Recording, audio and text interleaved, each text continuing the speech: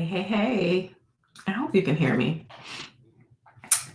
The illustrious Joss Renee, she's having technical difficulties, so I'm up here like I know what I'm doing. Hey, everyone. Welcome to the Inevitably Love audio discussion. A long time coming, right? Yeah, I had to wait too, but I was so grateful. The narrators were excited to take this on, doing their research and having familiarity in the LBU so they can take on Ishan and Hayden. This series, y'all love this series. I've talked about it before, and certainly during the In the Meantime chat. My sister Yerubia, who is my bootleg, she's Team Love. She's my bootleg beta reader. Here's Joss. She had hit me up in the development of In the Meantime. She said, "This is hey," because we talk every day, and she's reading, but we don't talk about it or whatever. And she just came one day and she was like, "Hey, there's something different about this. This is like really good." I'm like, "Really?" She said, "Where are you going with them?" And I'm thinking like, I'm just taking a journey with them. I'm just on their journey. And then the response for In the Meantime was resounding. Like I just got so much love from it. I always get critique for everything I do. It just comes with the game, but the love was a little extra with these two, and I appreciated it. And the truth in it, or evidence of that, is how till this very day, Amazon, they're always communicating with us about, we're going to put this on sale here. We're going to put this on sale here. Don't do the sale. We'll do the sale. And I mean, it's nothing extraordinary for them, but apparently they like the behavior of the sales for In the Meantime. And then when Inevitably Love became available this March, almost right away, we got the same thing. Also, our bonuses, like consistent for In the Meantime.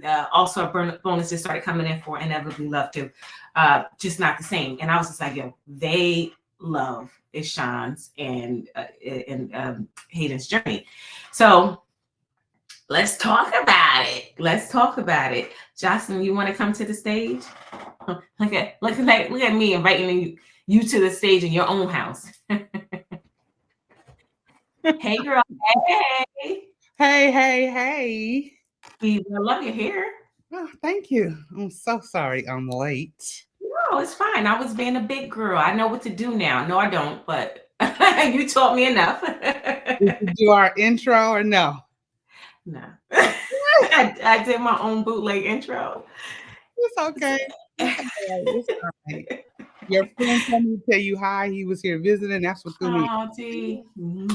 I was having technical issues. Like, what is going on? Yeah, you were acting like me. It's usually me. I had to literally reboot. Like, what is up?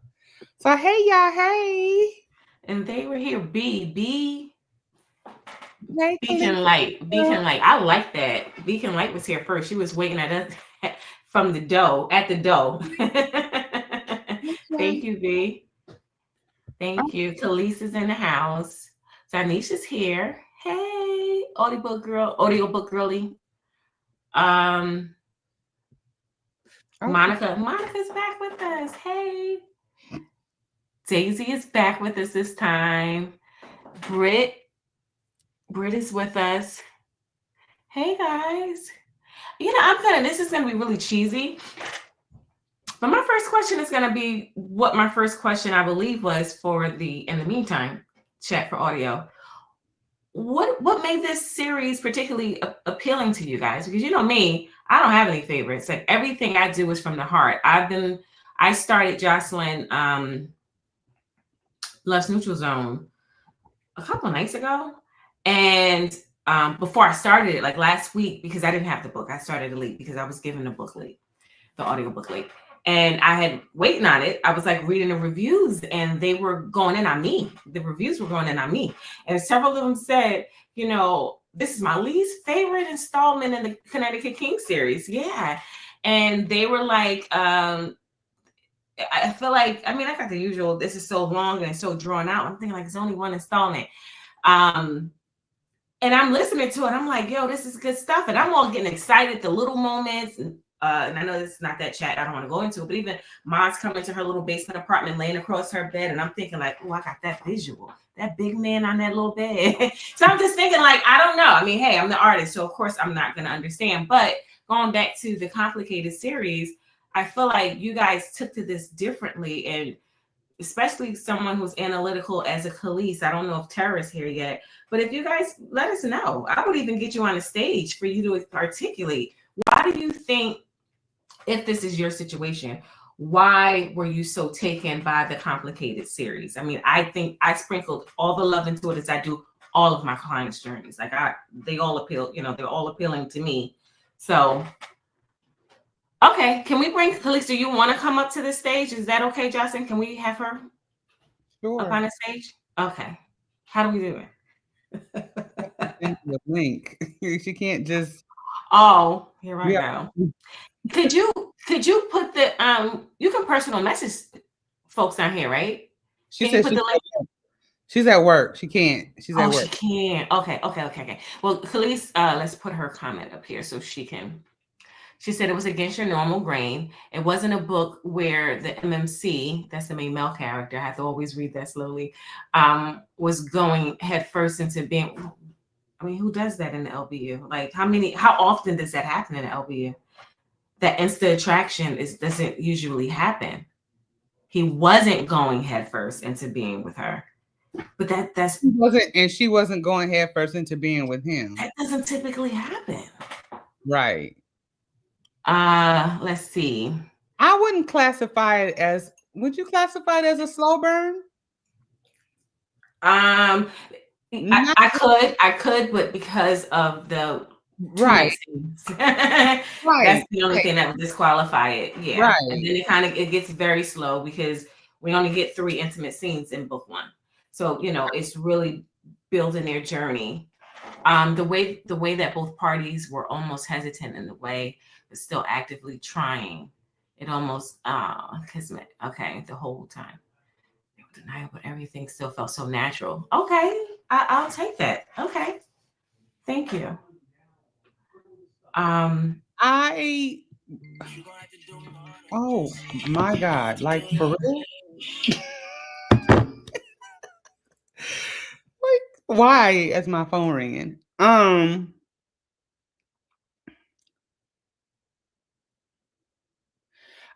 I really enjoyed, especially listening to it, to the point where I pulled out my iPad on the Kindle app and started reading along with it as I was listening. Okay. I love that you do that, by the way. Thank you. Yeah, I share with Love that everybody knows I listen on the way to work, on the way home from work. I listen to my audiobooks. And I said, you ain't cussing folks out. So I was listening last week, and but then Saturday I was home and I was doing something and I started listening. And I said I was going to only listen. What did I say? Like, oh, I'm only going to listen to a chapter. So I'm caught pretty much, And I ended up listening to the whole thing. You did get through that fast. Yeah, I wasn't anticipating it. Yeah, like all weekend long. And it was like book 2. I was trying to like figure out what is it that made me fall in love with these 2 characters, like from jump. You know what I mean? And it's like Ishan, the way he explains his upbringing and how he was somewhat slow and how she teased him about when he lost his virginity and all of that. Like, like she was like, you wait, how old were you? Like, I was surprised too. all of that lets you understand him a little bit better. Yeah. He was true alpha. He was true alpha male because his daddy made him that way. But there was just something about these 2 that just drew me all the way in. Where like you were rooting for them. Mm-hmm. Rooting for them. And that's what I felt. I felt the LBU were rooting for these 2 from the gate. I know a few people, but not the normal amount of people said Hayden got on their nerves, because Hayden was just like, I don't need you. That's another complaint I get. I write about broke women with rich men, which I'm okay with that. I'm okay with that. I keep telling people I'm 45 years old. There's a lot of things I stand strong on because I know who I am. But this was a situation where she's just like, no, I want to do this on my own, which was it was inappropriate. This is perfect. This is perfect. He says Ishan was alpha, but had a tender heart that made him so lovable. Really? And like the first installment of an LB novel? An LBU novel? I don't want to, for me, now maybe for her, but maybe for me, I think book 2, you got more of his tenderness and what made him him, and the things that Mandy, what she, how she did him, you know what I mean? I don't even think, not that, I'm sorry to cut you off. I don't know if Ishan would have been much of an a-hole with her, but he had to tend to her because of the extenuating circumstances with ADJ and Raina. So I'm not saying without that he would have been negligent. I'm not saying that. But I guess maybe that kind of helped the storyline along, because he had to, like, this is a conflict of my livelihood. Mm-hmm. I need to address this. So go ahead. That what you said made me think of that. I'm sorry. I don't want to say Hayden got on my nerves. There was something when she kept saying, my wannabe baby daddy. Like, girl, you know that's the man you slept with. You know that's your baby daddy. I think we covered that in another conversation. Like, girl, just go ahead. And the fact that I'll say this, both of them was getting on my nerves. Open the damn envelope so that you both understand. So we can get past. You know, when I said that when I was listening to Inevitably Love, when I was listening to it, I was like, child, just go open it. Like, just open it. This is Satara. This is my line editor. Hey, Satara, thanks for supporting. And thank you for not sending me letters of warning like, love, where are you? Because Tina and Zakia have. I love Hayden. Hey, D Del Rio. I love Hayden. She's such a whole vibe, well-realized character. I can relate to her. And thank you for saying that, because I did get a lot of, I can relate to her for different reasons. One being, let's circumvent this whole parental sharing thing. Like, I'll take care of it on my own. I don't want to deal with this. I'm good on my own. And not, or Ezra's prophecy to her when he said, daughters who were born to mothers who raised them alone and did a good job at it have a handicap, because you can't understand partnership and see the value in it. I thought that was like really deep. I was like, mm-hmm. Okay, well, thank you for that. Mm-hmm. I can agree with. I'm sorry. Did I? No, I was ready. That's what I was getting ready to put up. I don't get disliking women that are more on the hyper independent side. I'm going to eat it up every time. Yeah, that's a personality trait, though. Or reading personality trait. I don't know you personally. That's like a reading personality trait, right? Like, there's just some. I'm going to be attracted to the woman that's not going to be head over heels over every guy that smiles her way. That's LB, Mm-hmm. So I get that. I'm not the hyper independent type either, but I definitely I can get like work. Put on your track shoes. Come on, let's go. Is that my pie talks? Is that Maisha?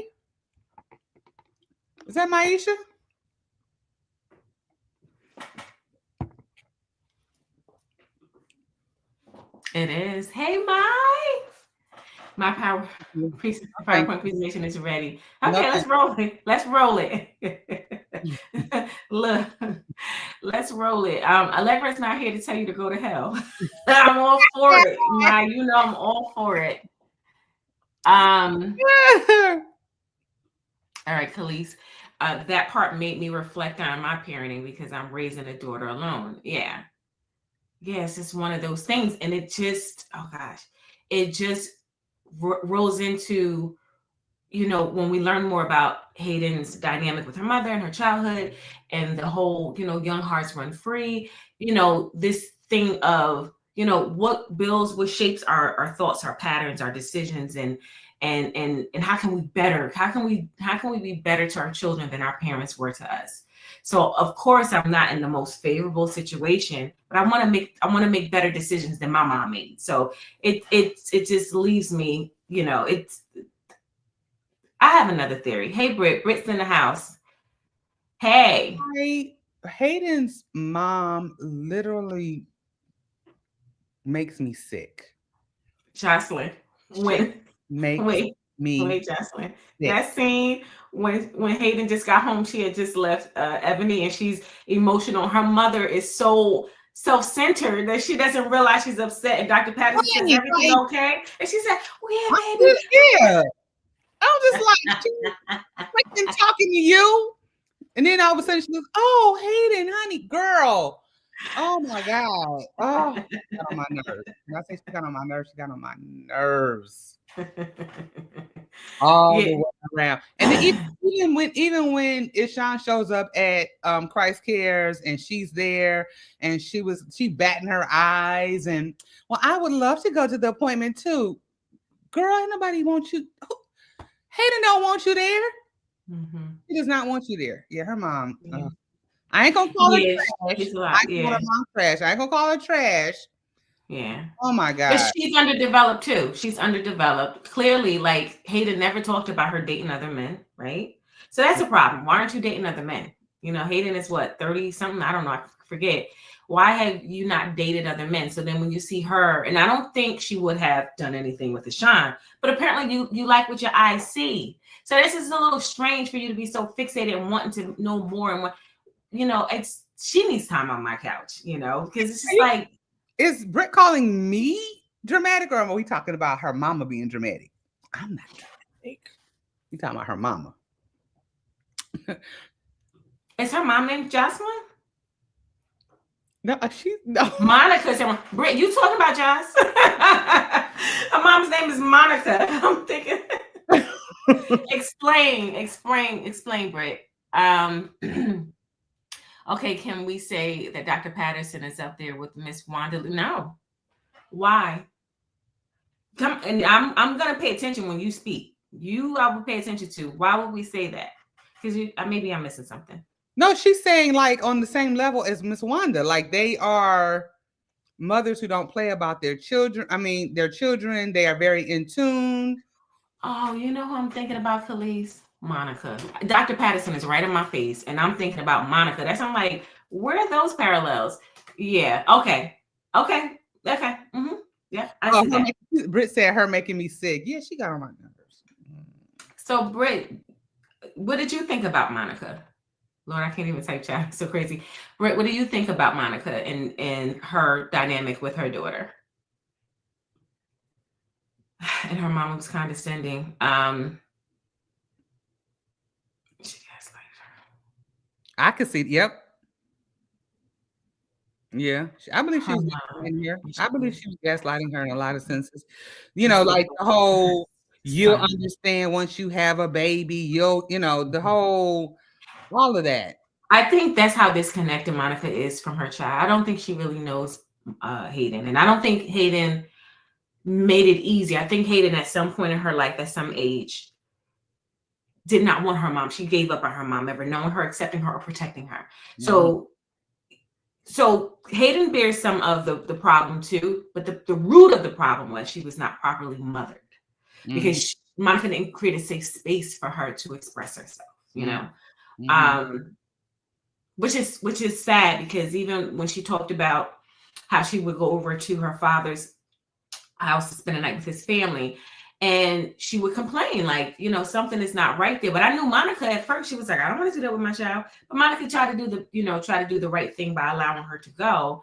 And it just didn't work out. And that was Hayden talking about, like, her voice not being heard, or even her making. That was too many years for you that she went.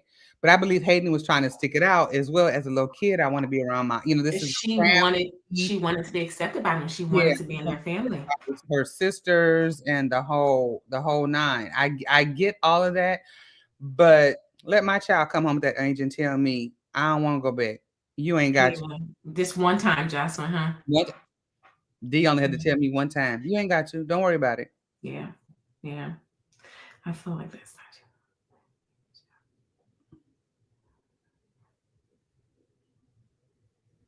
you. Yeah. Mm-hmm. Yeah. And you know what? Because you know me, I look at it from both perspectives. I try to humanize everybody. She wanted that bad. She wanted it, and she was that desperate to be a part of her daughter's journey, or her to tap into her daughter in general, that she was wholly inappropriate, wholly like, well, I want to go, I want to, and instead of addressing the problem years ago, now you're employing these tactics of being inappropriate and inviting yourself into a sacred space your daughter has with this man that you just learned of. So yeah, it's just sad. It's just sad. I'm a little blue guy, so don't have me crying up here and preaching to mamas. Oh my gosh. Monica's misplaced loyalty to Hayden's abuser. Yeah, Satara, like, I don't understand how that lady totally missed that. You're not to play savior to your brother. Your daughter is the priority. Your daughter is the priority. It doesn't matter that you knew he had issues growing up. You're creating issues for your daughter. He did, and you're going along with it. You're his co-star. Very much so.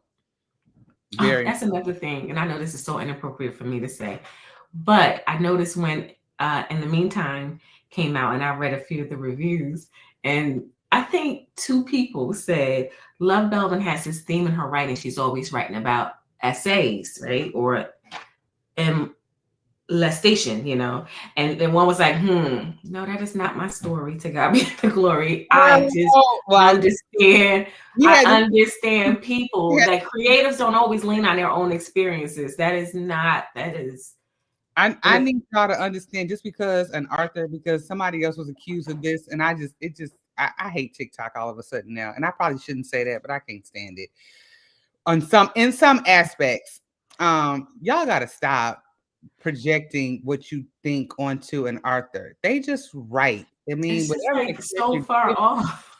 Right. Everything they write is not something about that person. And that's tasteless for me to have to say, because that's not nobody's business. But it's just like, stop simplifying things. Let's just enjoy the human experience. Like, right. Maisha, right. It's art. Please seek. Yeah, you seek help. You seek help. Jesus. That's my mind. What's bold as hell, Britt? I love and hate. I think she's talking about what I said, when people when they be projecting that. Like, stop it. It's just so do you don't know me. I love and hate that you make it difficult to hate, because I am the same way at 45 as I was at 17, 18, and being cheated on, or I don't even want to say being cheated on, just being in a 3-way type of situation and being hated by the other girl. And I'm just looking at her like, dang, you're hurt. And it has nothing to do with me. I'm just catching a stray. I'm that same person that can say, I feel sorry for her. And she, at every chance she gets, she's like, I'm gonna be, and I'm like, oh, and I'm not condescending. I see things. So there are 2 ways you can view people. You can go underneath the surface, or you can, or for the surface. Maybe I need to be more of a surface filler, because I see it both ways. Like, even with Riel, I don't have any intentions on taking on another antagonist in the LBU. But with her, I mean, her story is amazing. Look at what she's accomplished. But I wanted to dig deeper, and I heard from her. But yeah, I think there's good and evil, and well, I don't even want to go there. The contrast between Hayden's mom and Deshaun's mom was so refreshing. I love the balance it gave the story. I like that too. Is this unique? Is I unique? But you don't buy unique, right? I had a unique order the sandbox.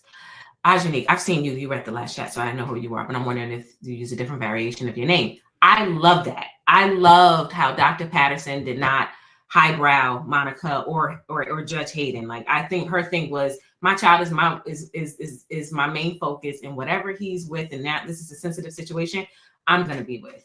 And they created a safe space for both those women to come in with their toxic relationship. It's a love night. Ease in the house. Josh, what you just see? What you just whip your head for? What did you see in your peripheral? We always, I don't do it with you. We be doing some mauve commercials. So I was Oh, where my mouth was. You know, we be doing the mouth commercial.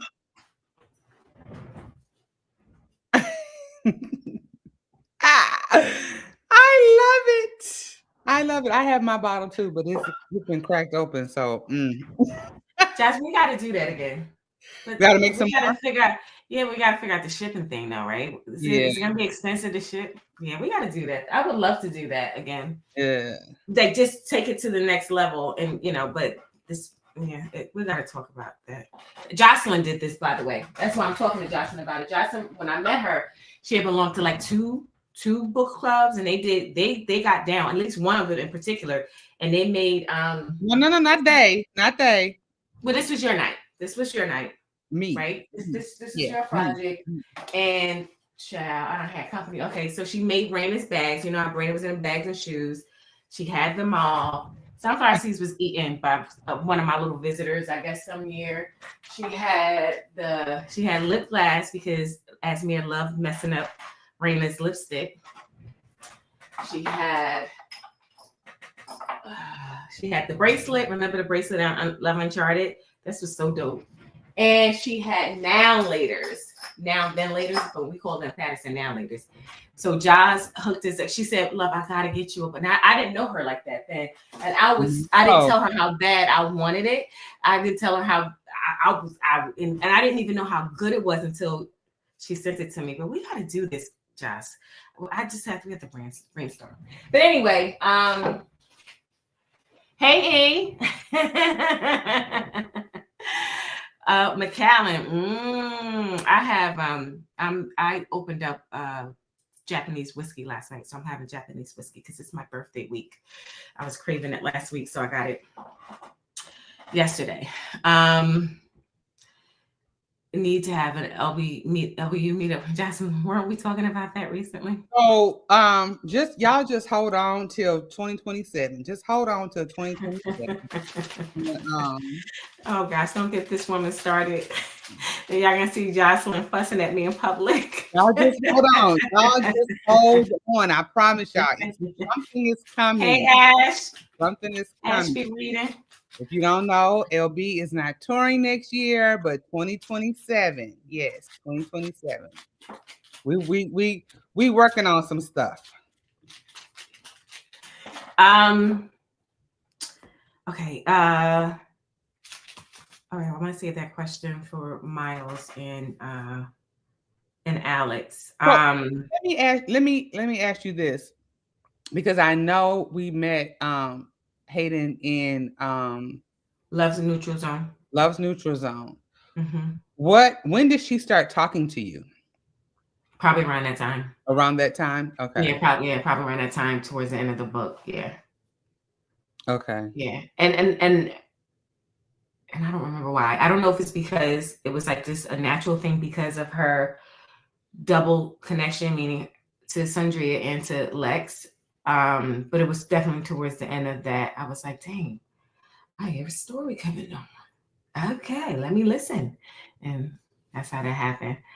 I loved that Lex and Ezra were so seen in this story, especially they were what? I'm sorry. So seen. They were so prevalent in the story, you know. I'm not talking to him right now. Toxic midnight. Right. But he knows I love him. I know.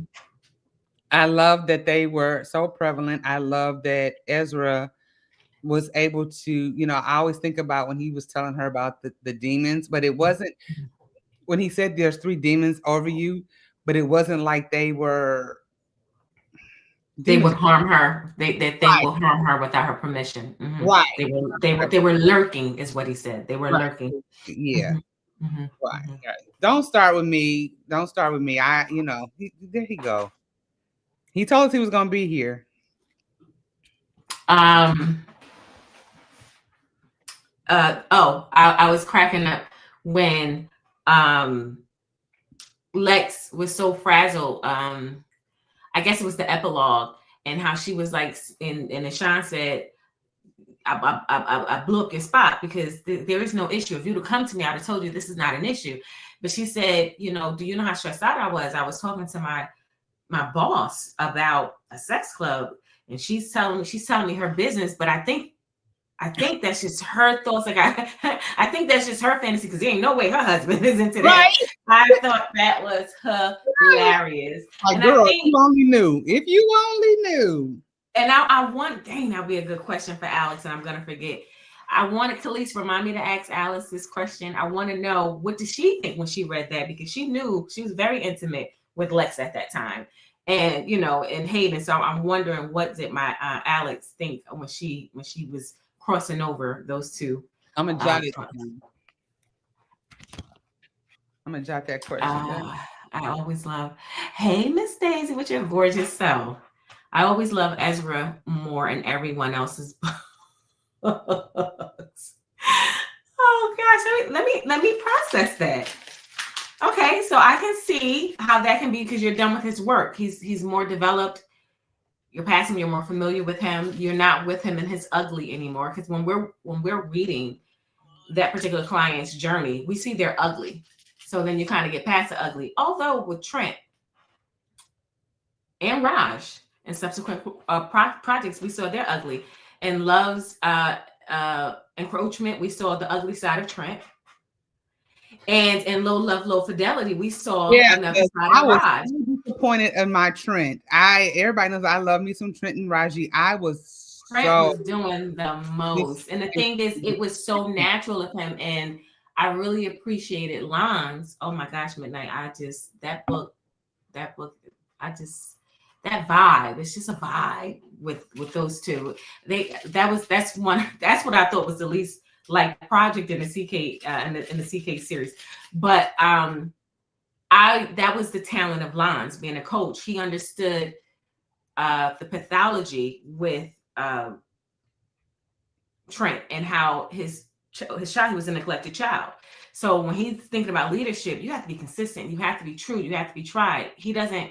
So Lons knew to be patient with him. But anyway, we saw the ugly. So, okay, Daisy, I think I can see. I can understand that. Has Ezra, everyone asked this question, Britt.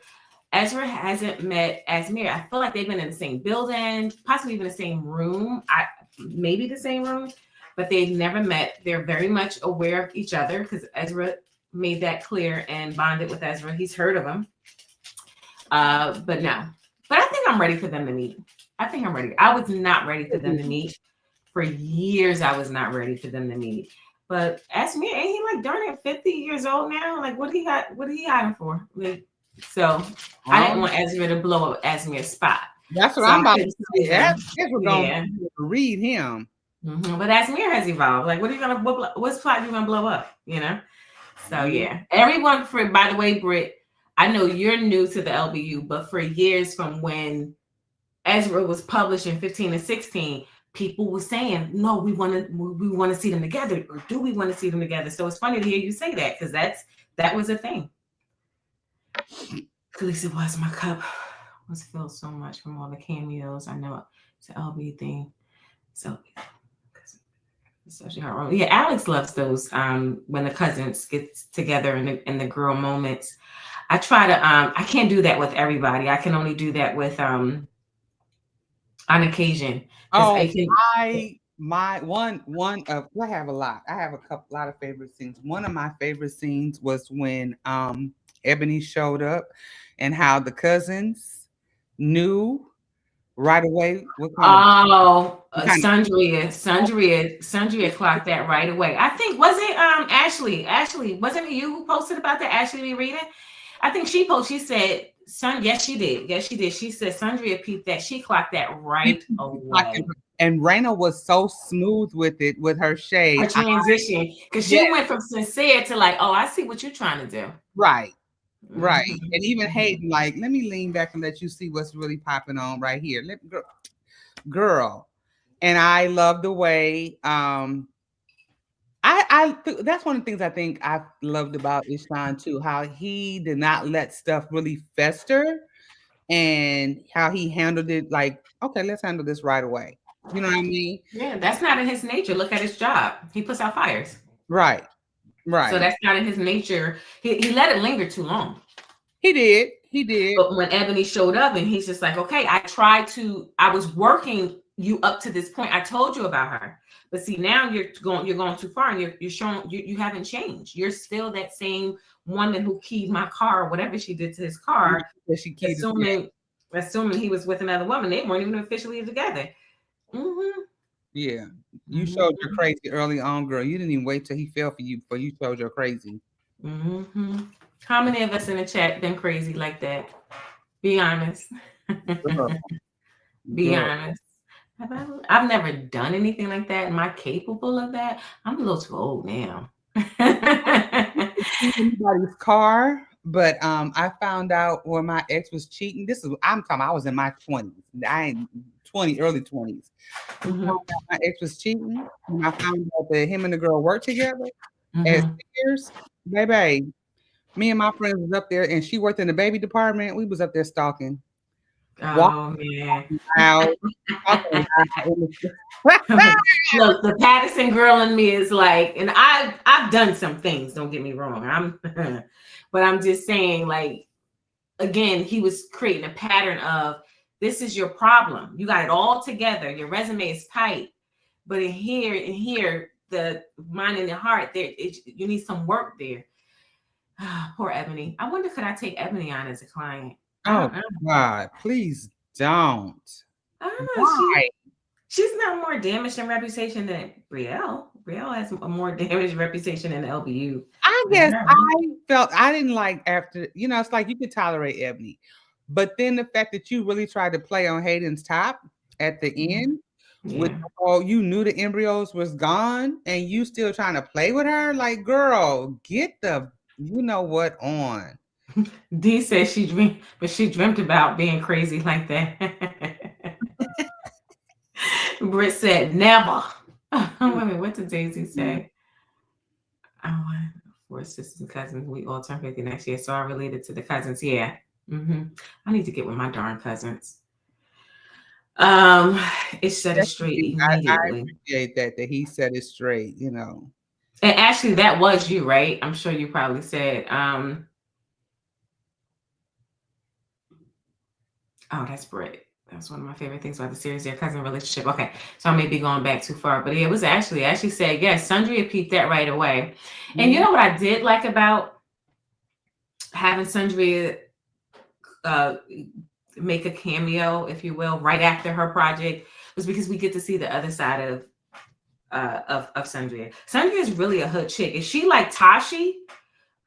She's probably polished herself since Tashi. Those two are the same. Sundria ran with them in them streets. Like, Sundria was that chick. She just, because of her the mentoring she got from Maz's mom, her name is not coming, Cheryl.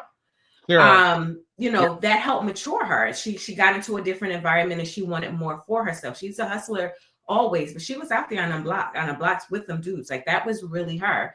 So she's more polished, and I feel like we see her rougher side in the Complicated series. We see we see her on guard all the time and protective and all that stuff. So even when she tried to go up against Ishan in that boardroom and on Red's Island, and Ishan asked for his assistant, what's her name? Munchie to leave the room. And he said, what's your problem with me? And she kept it straight, but Raina had to say, Sandra, you gotta chill. And I think Ishan said she's not a good girl. I think we know if she was a good girl, we wouldn't be sitting here right now. It's like, oh, okay. Yeah, he was like, she's a big girl. She, yeah. I ain't gonna lie, I hollered when I was listening when at the baby shower and they brought the cockeyed dude. What, Jadarius was there? At the shower when Ishan found homeboy from Henry.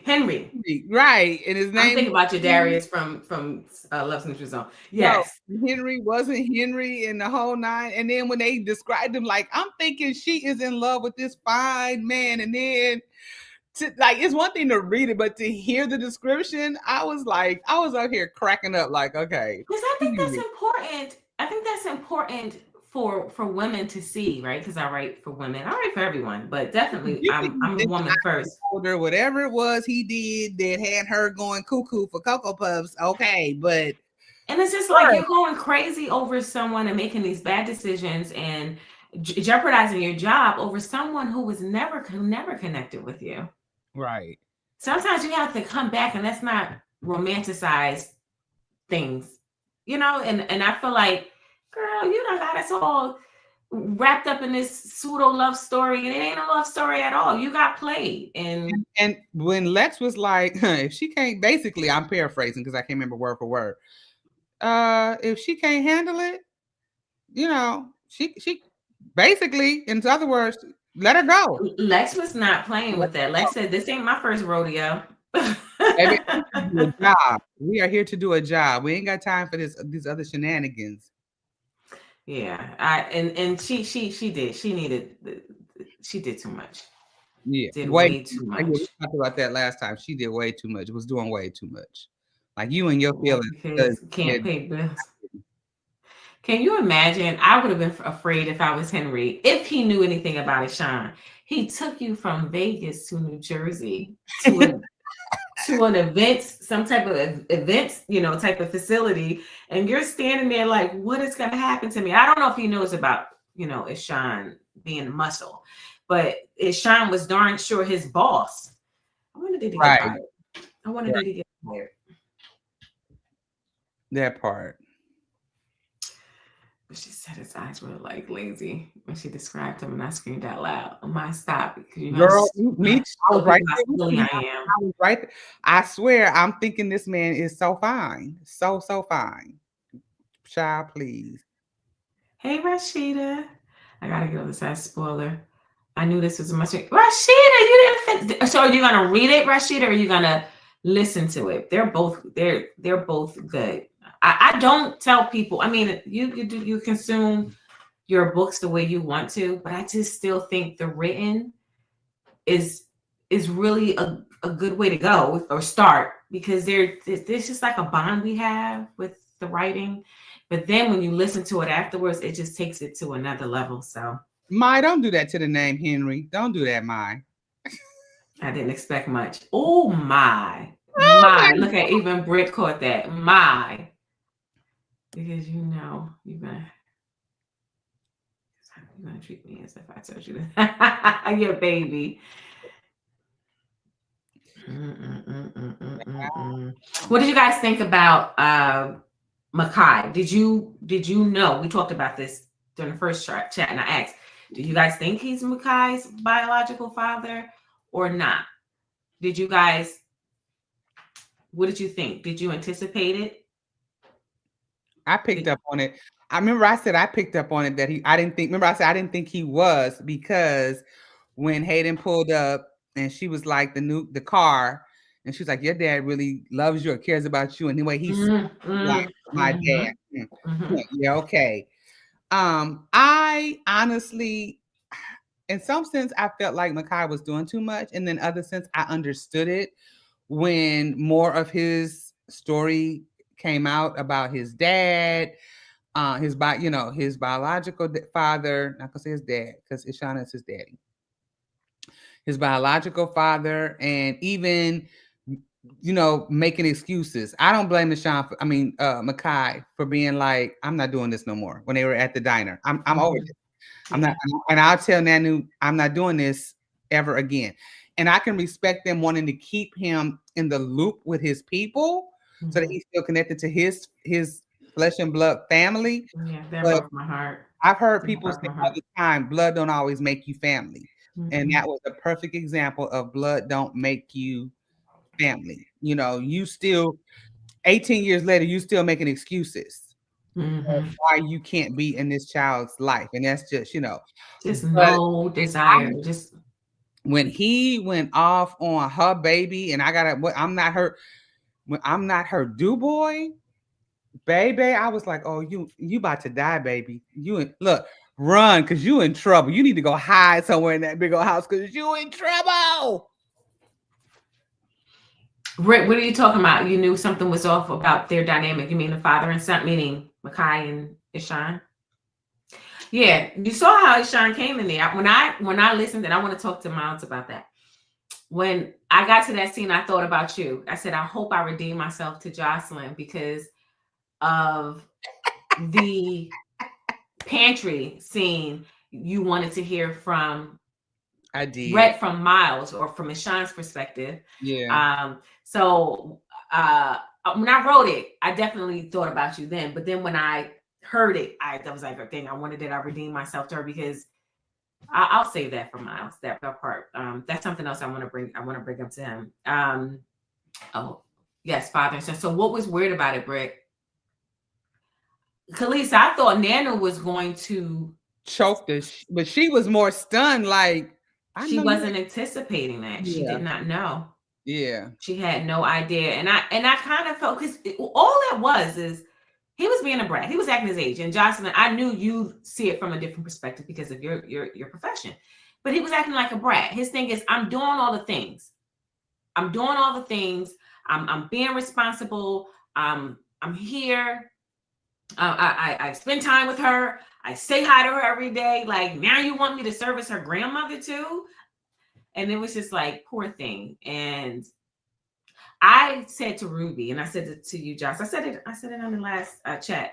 For in the meantime, if I felt these two can give me 3 installments, I would have delved more into that dynamic between Makai and Hayden. I thought that was very, very interesting.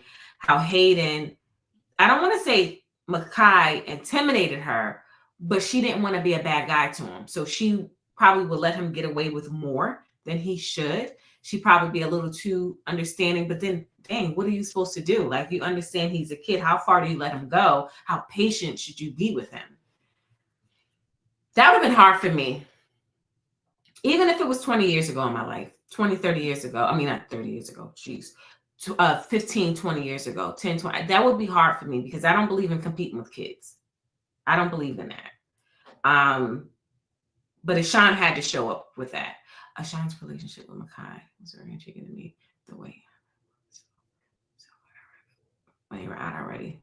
Oh, so you waited until book 2 came to start book 1. Yeah. What did you guys think about? I hope I'm not rushing this. What do you guys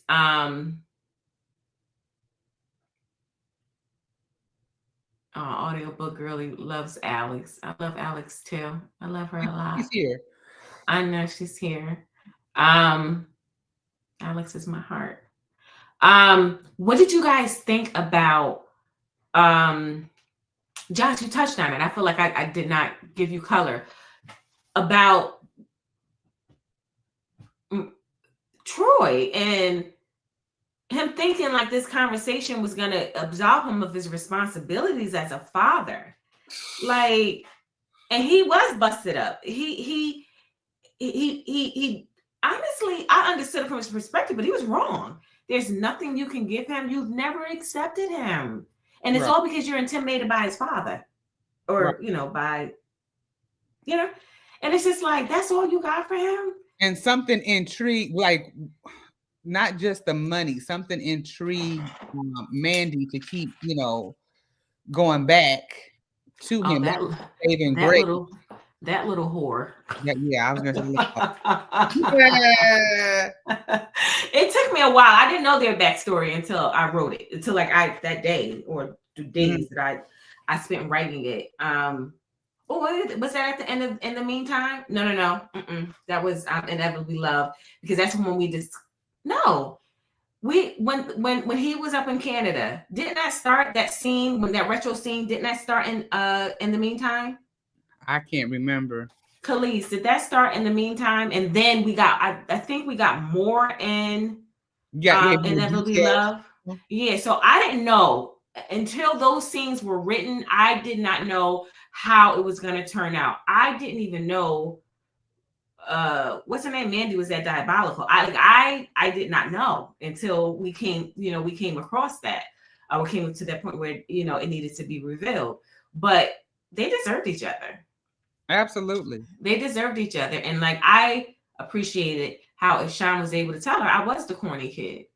I Mm-hmm. did not fit in with their world. I wanted her. She intrigued me, and I held on to her too long. And my mom knew it.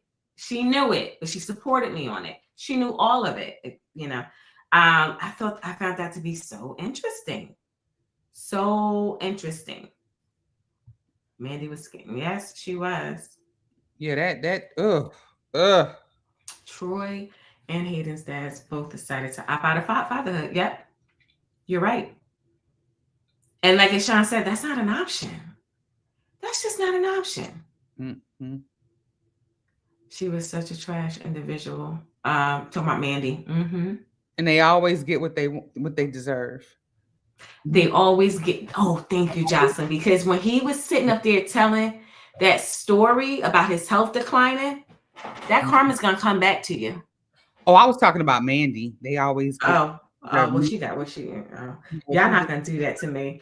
Just like Bourbon Street Bookers like to do that with Avery. Yeah, that's where I was going. That's where I was going. That's where I was going. Police do too. They get what they deserve. You know. Now, if you would just let something bad happen to Don, I think we will all be happy. We will heaven. Don should have been top boss ish in PR. She should be L, but she blew that. She's blackballed. Because it's funny, when I was listening to Sadiq, and I'm like, no, this heifer, like you will bat your freaking eyes at anybody. Like this is a whole business meeting, power, and you are. I can do this for you, girl. Go sit down somewhere, girl. Mm-hmm. So Bougie book bag. And I think Brittany said she always felt something was weird about their dynamics. I think if he was his biological son, they would have the same dynamic. I honestly think that's just the way Sean would have raised him. You just hit on it. He wanted to be different from his own father. I feel like he would have been the same way. I feel like he did not raise him any differently. I think they still would have had that dynamic. What are you laughing at? I'm laughing at Erica. Erica said, "Love gonna put somebody in a car." Avery. Stop. I love it. I love it. Stop. But yeah, I don't think there would have been a difference. And I think too, with his travel and how, he needed his mom's help, I think, Ishan, that was the natural father for Ishan. Yeah. We waiting on Myles. Mm-hmm. Okay. 7:00. Okay.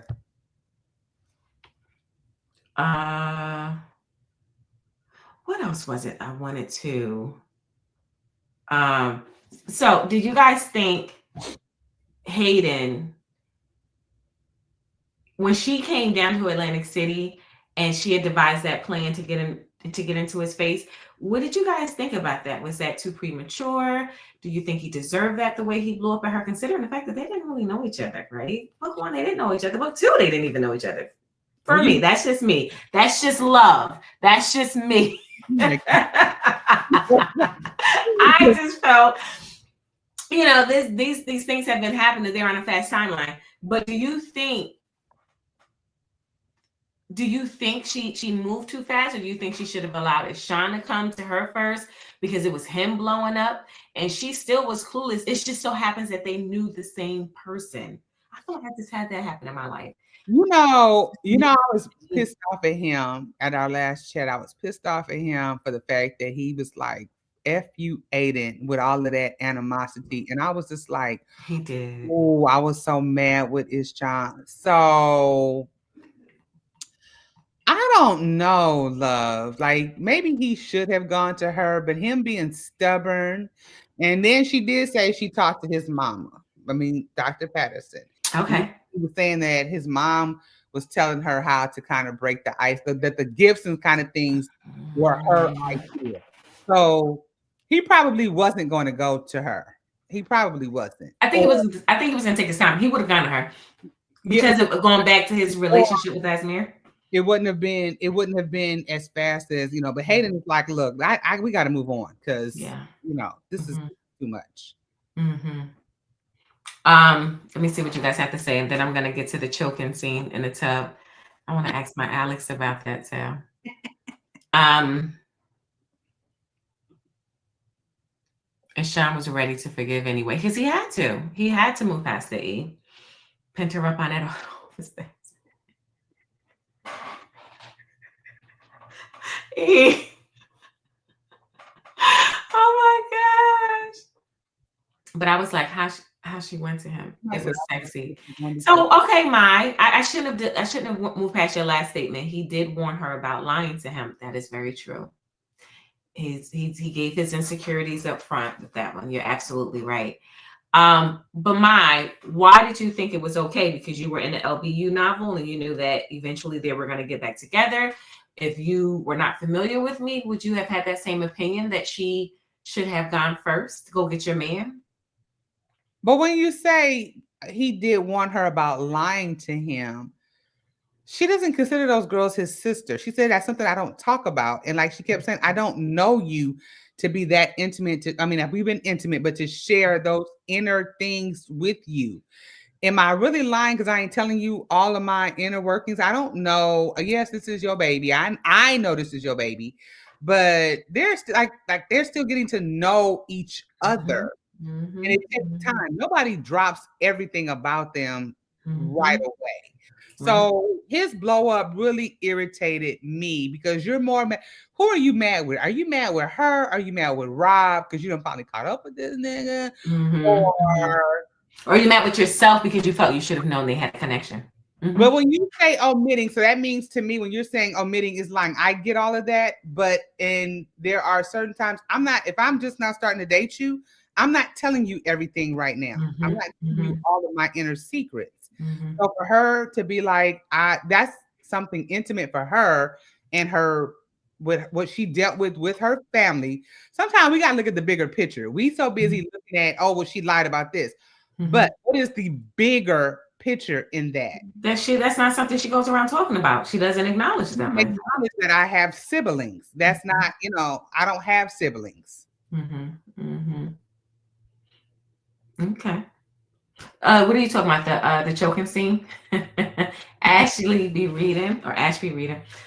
She hit me up last week. She said, I think it was last week. She said, Love, did that lady really choke that man in that tub? I was like, sure did. She sure did. She was so frustrated. And this is what I deal with a lot of my work.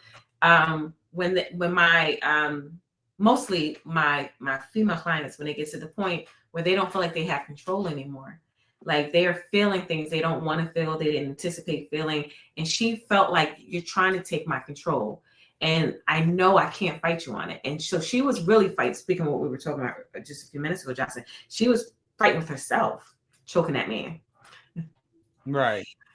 Yeah, I didn't think it was a flag on the play for Hayden because she disagreed to be his. She did. Yes, she did. We talking less than 2 hours, so I was supposed to spill my guts to you that night. Come on now, they really hadn't had a chance to disclose that much information. That is very, very true. Before I get rah-rah, let me be quiet before I get rah-rah. I know. I feel it coming up, friend. I feel it coming up. Yeah.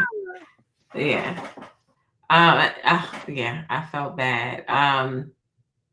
What did you guys think about him tracking her and her having to come to terms with that? I felt like that was expedited too. Yeah, the whole tracking thing while I'm asleep, you're going to get my phone and put this. Bruh, come on. And I can roll with a lot of stuff, but you going in my phone when I'm asleep, and I don't even want to be here anyway, but I acquiesce, and that's what you do when I'm sleeping. Right. Them Peppers were not her sisters. They did her dirty, had no relationship with Ashley.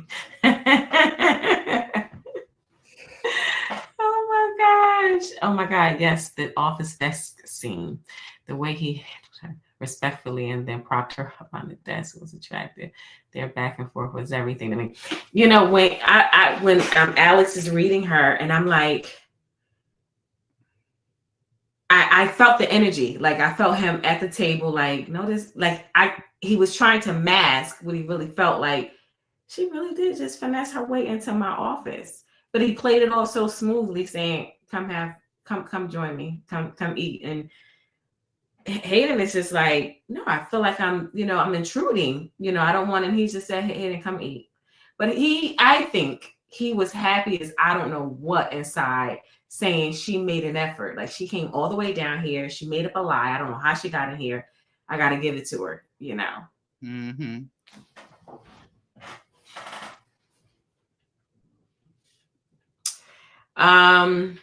Let's see, what time is it? It's 7:00. Let's bring my Alyx on. This right here. Plus, she's having lunch with this dude who he knows to be trash, but Hayden doesn't. The optics didn't look good to Ish, so he responded in kind. I understood it, even if I didn't like it. Yeah, I understood it. Mm-hmm. I understood because he opened up the night before. I get it. Mm-hmm. But of course, he reacted.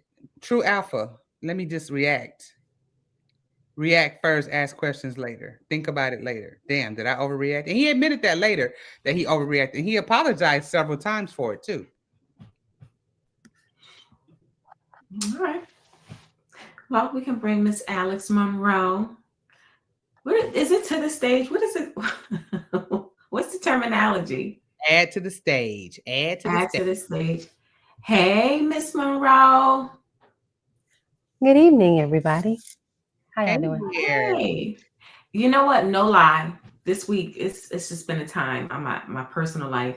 But this week, I promise you, and I'm not lying, I promise for God, I was going to put up a post that says, do you ever just think, what is Alyx Monroe doing right now? Like when I'm not listening to her and I don't feel connected to her because she's not fighting for her life in the LB book, just wondering, what is she doing? Is she eating well? Does she feel okay? Is she shopping? Where does she shop? That is I just didn't get so a chance funny. to do it because I would have had to make it myself in Photoshop. And it's just, life has just been moving too fast for me. And I shouldn't have said anything because I can still post it next week and I may do it. But I'm literally thinking, I wonder what Alyx is doing today. So how are you? Have you been reading the reviews? I'm feeling good. I haven't. Okay. So I usually I try to wait a little bit. Now I did go and check the numbers. I went to check the number of reviews, and I went to check like the overall score for performance and for story. But I haven't gone through to read the reviews, but I will. I will. I read the reviews. I'm about to say, you graduated, right? I was about to say, you graduated. No, I'm not that mature. You said what? I said, no, I'm not that mature. You're not that mature. You're not there yet. Not yet. Before you showed Jackson, what was my question for her about the scene between Lex what did you think of the scene of Hayden, Lex in the sex club? Right. So do you recall during the epilogue, Hayden is explaining to Ishan how difficult this was for her to even conjure up this idea to come to the separate club, whatever. She said, I had to talk to my boss about her personal life, and she's telling me about a sex club that has to just be her fantasy because ain't no way her husband is into anything like that. Did you have, because you were at that time very intimate with Lex as well as Hayden. What was your thought? Do you have, as you're reading that, is there any crossover for you? I chuckle every time I have to do Lex now because somebody said it about Ezra earlier. I always like Ezra more in other people's books. I loved Lex in her book, for the record, but they were so messy. They were just so messy and immature, and they had a lot to get together. And I already met the evolved, mature Lex that we see in Inevitably Love and some of the other stories that we've done. And so now that I've gone back to the beginning of her story, whenever I see her mature again, I'm like, look how far you've come. Yeah. Look at my girl. Yeah. Look at my girl. But as embarrassed as she was, somehow Hayden still didn't pick up on it. I thought that was nice because they definitely been in that club. She can't even phantom Ezra. She nah. Yeah, nah. You get out. I don't see that happen. Maybe before she got married. Before you got married by you. Maybe somebody else. Maybe with her previous guy. Right. All Hey, right. Look Myles. who's in the house. Mr. Myles Hello. Sorry. Washington. Hey. Can y'all hear me? I'm sorry I'm late. I'm having all types of difficulties. This is okay. It's okay. How was your day? It's good, busy, but good. How's yours? It's a day. I'm happy to see you. I'm happy to see Alex. I'm happy to be with my sister readers. I'm happy to be with Josh. What's This up, is my Josh? day. What's up, Alex? What's going on? So this we talked about a few minutes ago, the dynamic with Ishan and Makai. Mm. And I know you had made a comment. I feel like you and Alice made a comment, like you were curious, is that his biological son or isn't it? And we find out it is not his biological son. Mm-hmm. And a few of my sister readers, like Britt and someone else, said they knew that was Here come the toxic. Toxic midnight. Well, listen, late as fuck does not qualify for 3 minutes, bro. Like,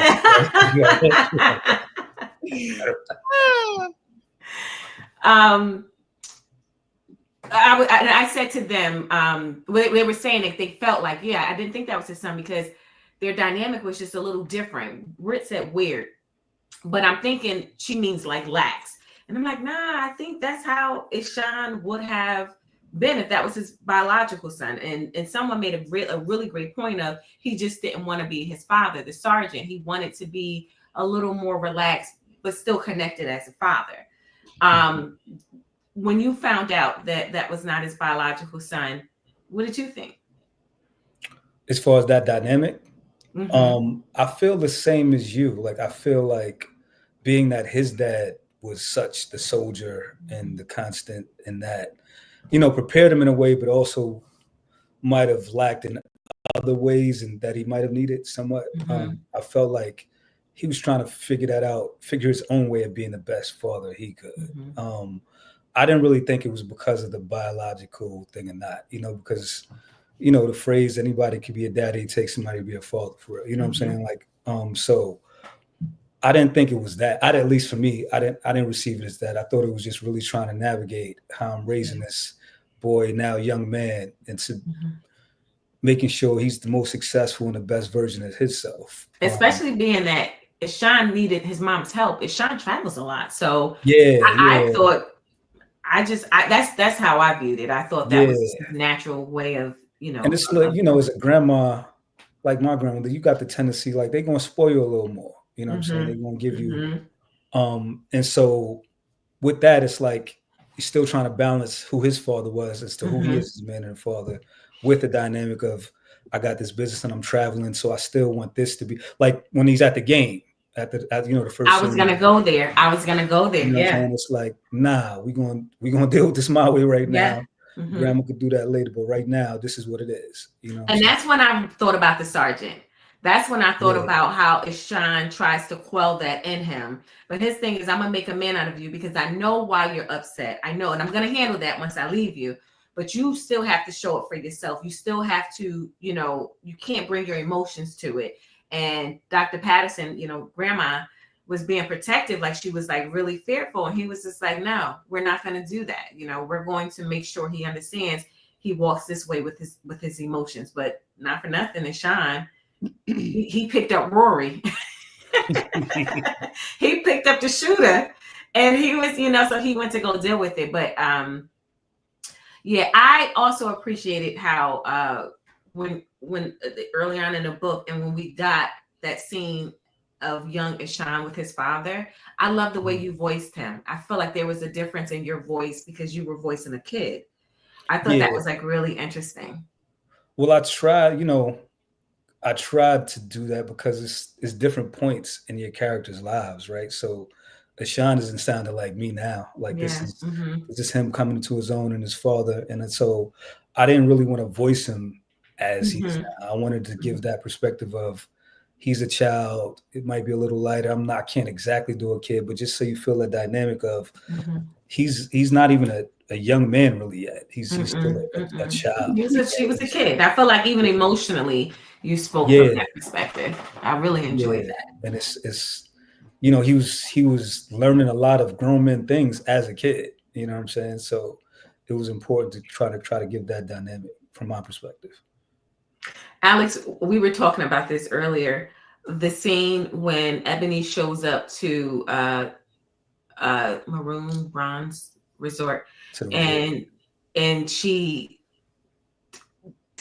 Sundria was able to immediately understand she was being shady. What did you think about that scene as you were developing in it? Like with those three women, how Raina was a little more lax, and then but Sundria was on it from the beginning. Sundria always on it though. Sundria always be ready. And I feel like, in my experiences with women, it's that was very real because it's always those dynamics, right? So I felt like Hayden I'm like, is she being purposely naive a little bit? I didn't think so. But as it went on, I didn't think she was. I didn't think so. Sundria just like she was gonna be on it regardless. I felt like even reading it, I felt like it sounded like shit. This shit about to go left, bro. Like why is she here? Like what I'm saying, like that angst in your stomach, like oh man, I'm about to have to deal with some bullshit. But yeah, like you said, Alex, I don't think she was. Like at first, I was like, is she not? Like, cause she's definitely being shady. But I think she was also kind of like, I feel like if I remember correctly, her and Sean were kind of getting to that phase where they was trying to really, because she wasn't trusting him fully and still trying to get there. And I feel like she was kind of leaning more into that. Mm-hmm. And so I felt like that played a part in it too, where it was like, she wasn't really checking for her like that, to say less. Mm-hmm. What about you, Alex? What do you think about that scene? Yeah, I agree. I think she immediately picked up on it. Like she clocked it immediately. But if you guys remember from in the meantime, she's a fan of Ebony. And so I think there was that dynamic too, where she was like, I'm kind of excited to meet you because I'm a fan. But also she was a bit caught off guard from the energy she was getting from her. And then you couple you have the confirmation from Sundria and Raina, which can I just say how surprised I was at Raina? I said, well, okay. What? Like what? What do you mean? I was surprised at her shade. I was like, oh, she good at this.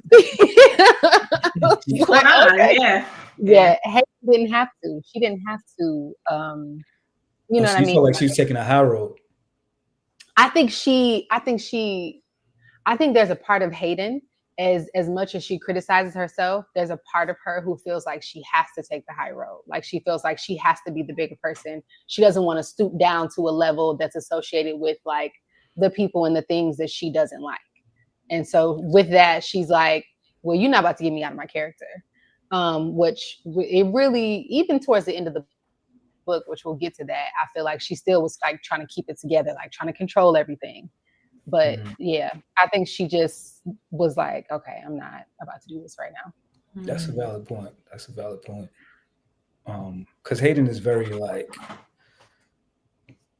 yeah, like she doesn't really let too often like her emotions outweigh her intelligence type vibe. You know what I'm saying? So that's a good point. Wait, she choked him again after that? Did she really? And did. Oh gosh. Oh, she did. Did she? Yeah, she did. Damn, y'all be remembering. Y'all don't be letting nothing slip. About Ebony or something. She said something about Ebony. And that's when he was. Hayden did after she choked him. She mentioned Ebony, and that's when he was like, "Oh shit." Oh, I do remember when they went back to their unit. Yeah. Right? Yeah. Okay. So, Alex, I wanted to ask you this because you brought this up during our last chat. You distinctly recall the scene on a beach while Sean was handling the green giant, and how Peach was singing, and you were like, "Oh yeah." So, what did you think about that scene? Well, Peach is your girl. But what did you think about that scene? Because you have a history with Peach. Why did you say to me, oh yeah, you're gonna like that? I think I just, you know how I feel about the scenes when all the characters get together. Yeah. You know how I feel about it. I think yeah, it's always a lot of fun to narrate, and I'm sure that it's a lot of fun to experience as well, because it was fun for me to read it. Mm-hmm. I was really happy because I took my time in that scene. Because I can't wait to get to Peach's book. But I was really happy that the readers picked up on it. Like that was one of the first things popping up in my comments after the book was released. Peach, Peach, singing that song, Peach, Peach, Peach.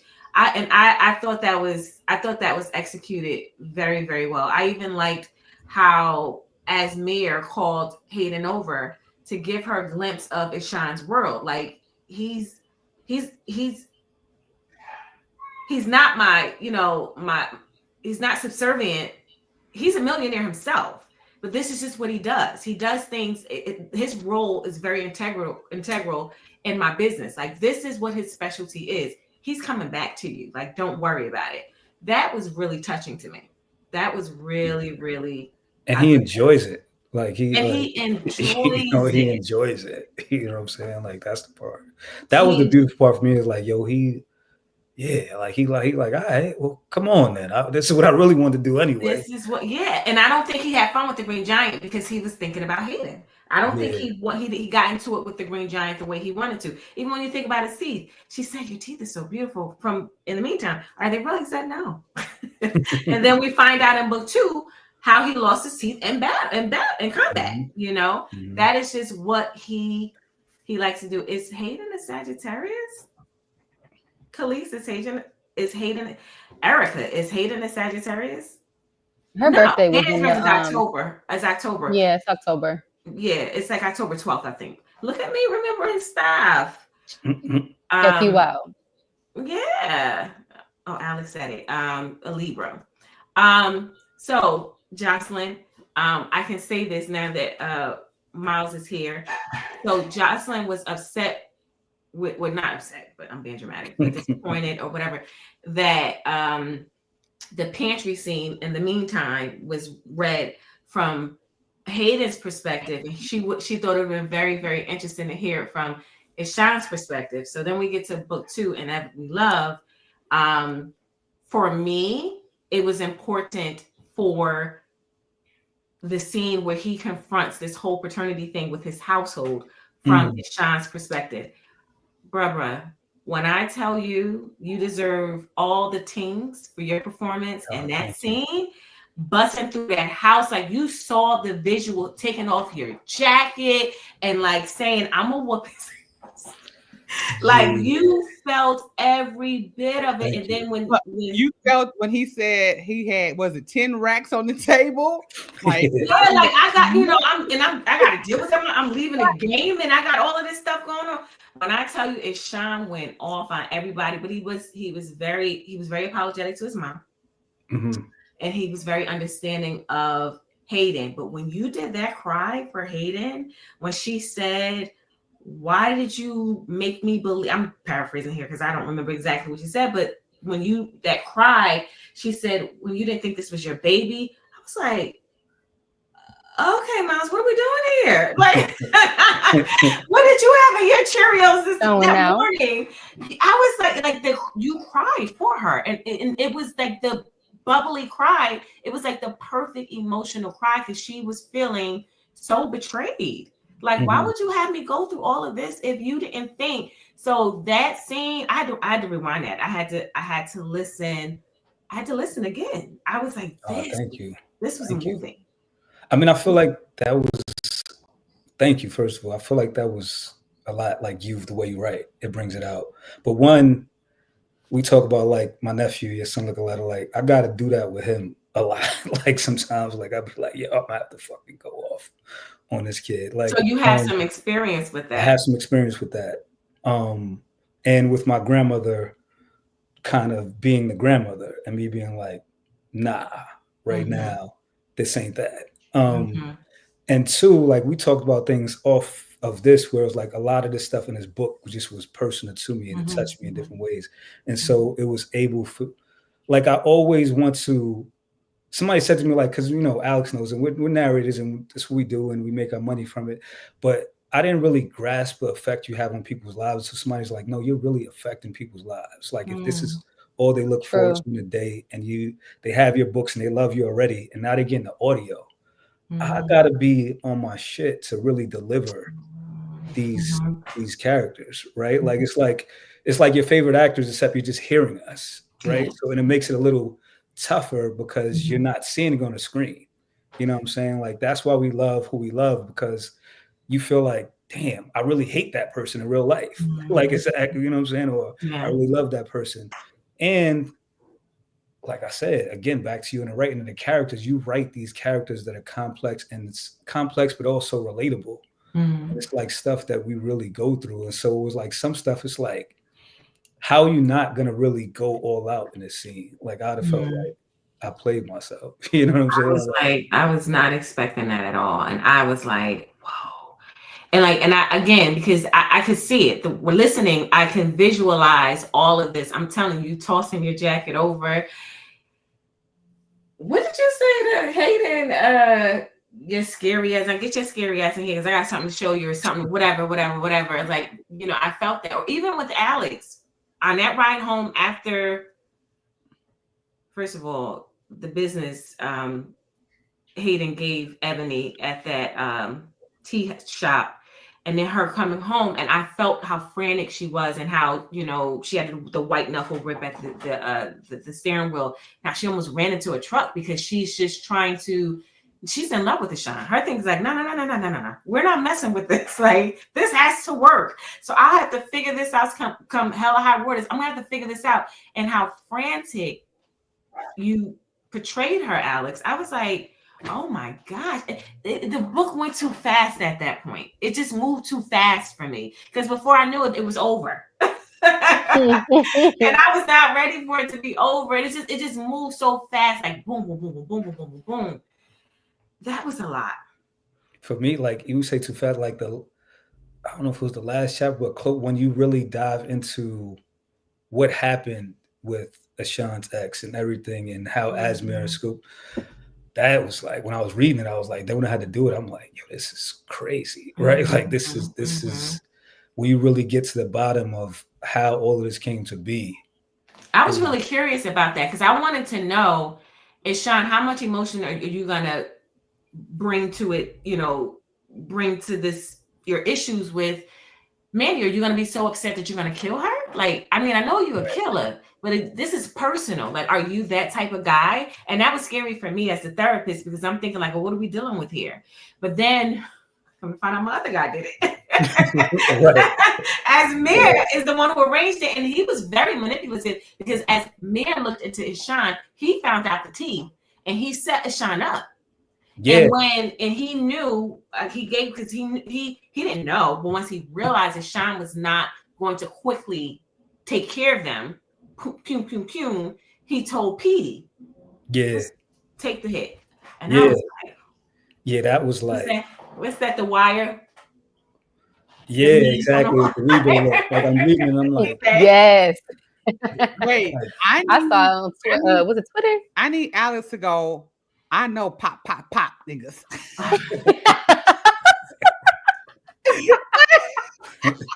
That was good. And Sandria said, Ishan ain't no pop. Like, you know, he's the one that's gonna, he and Asmir, they're gonna pay. But you know who's a pop?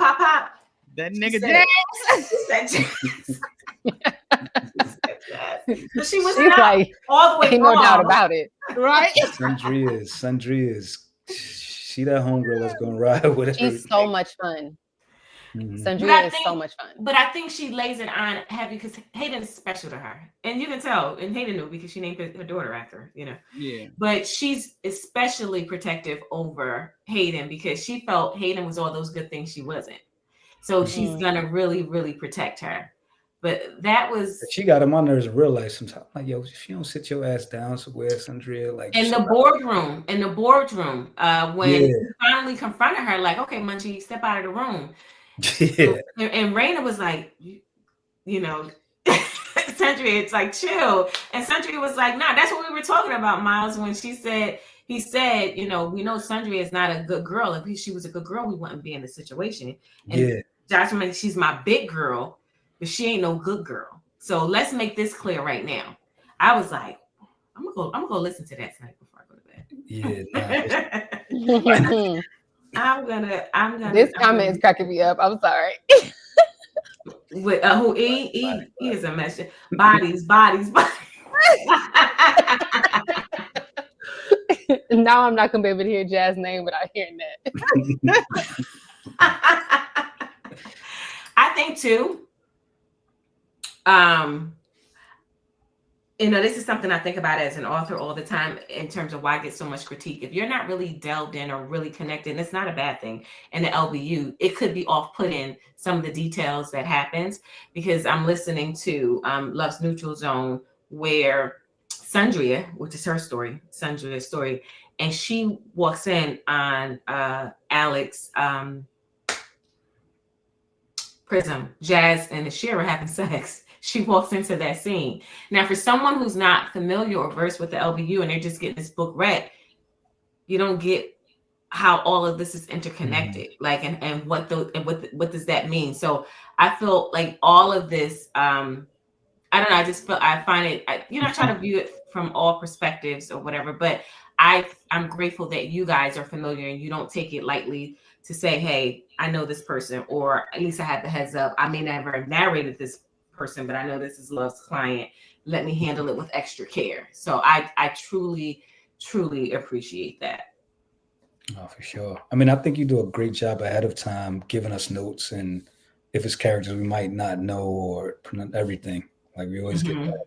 I had to learn to do that. I still have work to do, because I don't remember until I'm listening half the time. So I do get help doing it, but sometimes we miss things. But you guys have done so much. You guys are on it. You kind of know the rhythm.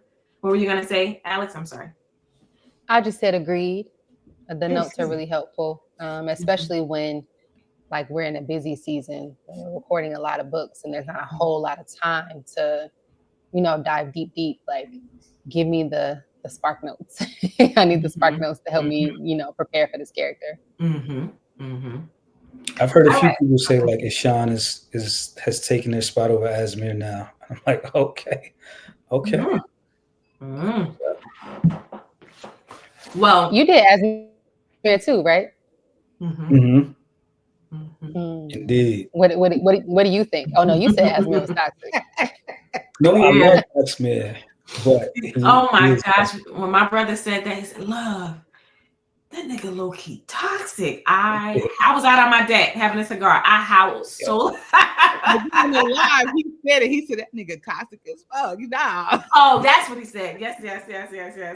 I was crying like, he cool, Love, but I just gotta be honest with it. Nah, because for me it was like, man, I'll be like, man, these women are real. Oh, you hear toxic. I'm like, this nigga is toxic as fuck, and y'all love some ass man. And I get it, because he's just that dude, right? Like, you can't deny it. You said, Alex, who do I think? I don't know if I could choose. It's just they're the same but different for me. You know what I mean? Ashan is still fresh right now, and Ashan just 2 books. You just spent more time with Asmir than you did with Ashan. Right. And Asmir, he got to the point where he didn't even have to be in the field as much, right? Like, Ashan. I'm the type, like, some of that shit's like, yeah, I like that too. Like, what we doing, you know what I mean? So I lean toward Ashan in that way, but they both those dudes in their own way. You know what I'm saying? So while we have Alex and Myles on, let's share. Okay, so Lisa just did it. Hey, Lisa. I don't think I saw you earlier. Hey, Lisa. Your favorite parts. And what I mean, not just the written part, but the narrated part, because that's what I share with them. My favorite narrated parts. Let's share with them your favorite narrator parts of, it could be the series, because Lisa, I think this part happened when he discovered she's pregnant, and he runs into her in that, I think she had on a white dress, no less, pregnant at Asmir's party. That was in the meantime. And that boo, when he was sucking on that lollipop, and he said, "Hey, boo, baby." I like that. Damn, my favorite part. This is tough. Well, no. I was gonna have them tell you guys their favorite okay. parts. Oh, Yeah, okay. no. Got you. Yeah, look, Lisa peeped that, Myles. I asked Love at one point. I was like, because I grew up, so I was like, is that might just be like a Brooklyn thing? Like, indeed, in peace. Like, but I love that. Peace. That's as me anyway.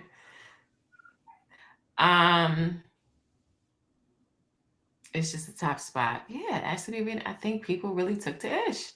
With Isaac being my 1B. I like that. A lot of people are loving Ish. Question for the narrators. Do you guys feel like you have a unique understanding with other narrators that have done LB books, given you all experienced the magic that is LB and her clients? So, I don't know how to read out loud, right? So I hope I didn't mess up that experience for you. I cannot read out loud. No, we could see it anyway. I'll let Alex answer first. Do you guys feel like you have a unique understanding with other narrators? Oh, the narrators who have also narrated your books. Am I getting that right? Yes. Okay. Yeah. Yeah, I feel like whenever we talk about Love's books, like we're all always on the same page.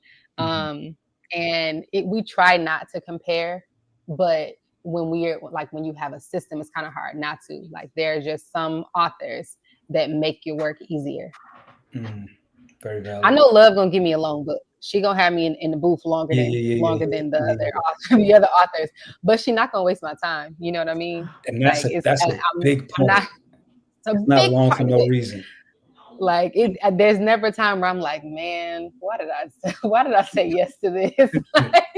And it's, like, in all transparency, that does happen sometimes where you're like, oh yeah, that looks good. I'll do that. And then the first 2 chapters are well written, and then you get deep in the book and you like, what? Like, now I'm committed. But definitely have a unique connection with other LB narrators. I think so as well. I think, especially with Alyx, because we've done so many together. Like, that's what we first met doing and so it's been years where we've grown and got closer, and that's fam now. Except for Midnight. Midnight ain't shit. So is Midnight still in here? Because I was gonna make a comment. Is he still in here? He's still here. He just said something. Did he? Midnight. We did get started. We got started together, the 3 of us, and then Josh comes in because Josh is the one that found Myles. I found Alex. Jocelyn found Myles. And we did. We started out together. Another question. I'm gonna be messy like Midnight. I saw the clip of Myles in New York at the, doing his thing, and he didn't acknowledge me at all. He just said, Oh, no. First of all, you saw one clip. He ain't mentioned me at all.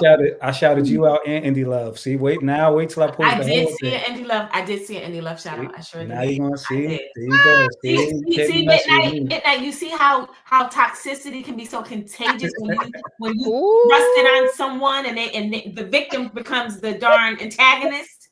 See, look, that was just a clip that somebody took. They didn't give, that was clickbait. They didn't give the whole thing. So do you ever go to each other for assistance if it's ever needed? I'm assuming she's talking in general, not necessarily the LBU. I mean, I'm sure you can answer from both ways with one answer or whatever. For sure. I mean, me and Alex talk all the time. Midnight as well. Like, and depending on relationships we have with, just like with certain authors, like I have a different relationship with Love. I don't know every author. I might get to know some. I think it's great, like with these festivals and stuff, where you get to meet people in person and just vibe how you vibe. But for the most part, I feel like in the narrator community, even if you don't know each other, there's no issue with like reaching out and tapping with somebody and doing those types of things. So like I've never met Winston in person, but whenever we connect on something like this, yo, what's up, bro? You good? And so for assistance, like me and Alex talk all the time. Me at Midnight, punk ass talk all the time. But I think for sure. Yeah, I agree. I think there's a mutual respect for everybody in the business who does what we do. And so the people that we create a personal relationship with, there's like the door is already open, but it's like the doorway is a little wider for people that you have a personal connection with. But even if I don't have your phone number, I got your email. I'm gonna email you and I'm gonna ask you some questions. So I definitely do that. One thing I meant to say like way earlier, and forgive me for going back, was I would just like to say Hayden is not getting as much love as Ish, but I have not seen a whole lot of hate. So I want to thank everybody for that, because it usually goes one way or the other. It's like, oh my God, we love Lex, but that she can't stand her. So I really appreciate y'all going easy on my girl. Shit. So she's like in the middle for you, Alyx? She is. She's in the she's neutral. You know what I mean? Like, because it's either like, oh my gosh, I love Elle, or like, not Nye. Like, right. Every time. Every time.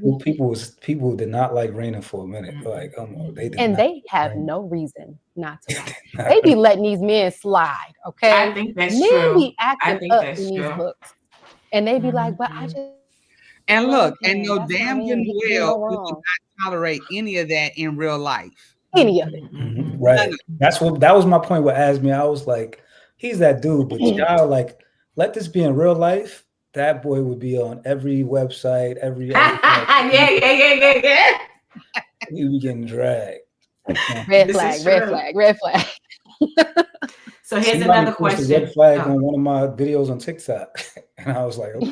Was it my sister Ebony Janice? No, well, Ebony Janice, that's the homie. She's no, but it was somebody I didn't know. Like they just randomly posted, "I'm a red flag," and I was like, "I am." So just leave me alone. Okay, right. I agree with it.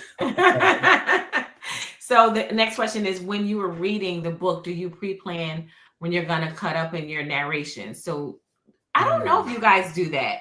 Like I know Wesley, even before production company, I know Wesley with her co-narrators, I think they will reach out, have a conversation, boom, boom, boom, boom. This is how we're gonna take care, boom, boom, boom, boom. I'm not sure if that's something you guys do. I think I feel like we have other ways of synchronizing in terms of like, do we ask each other like when we're gonna go up? Or does she mean just like when we're gonna do it on our own? Before when you get the assignment and you know who you're co-narrating with, you reach out to them and do some pre-planning? I don't think so. I mean, because unless it's like a duet, like Alyx is gonna be doing her parts and I'm gonna be doing my part. Like I might know what's gonna be like, this might be emotional scene is here, but I also like this. I like to live in a moment with it, right? Like I like to be there and just let that happen, because I just feel like it's more organic and it's really happening. I don't want to plan, like you don't plan an argument in real life. You know what I'm saying? Like it just happens. So right. Well, I don't know what you did with that scene when you came home for that darn Makai, but I was like, Myles was on steroids. Not steroids.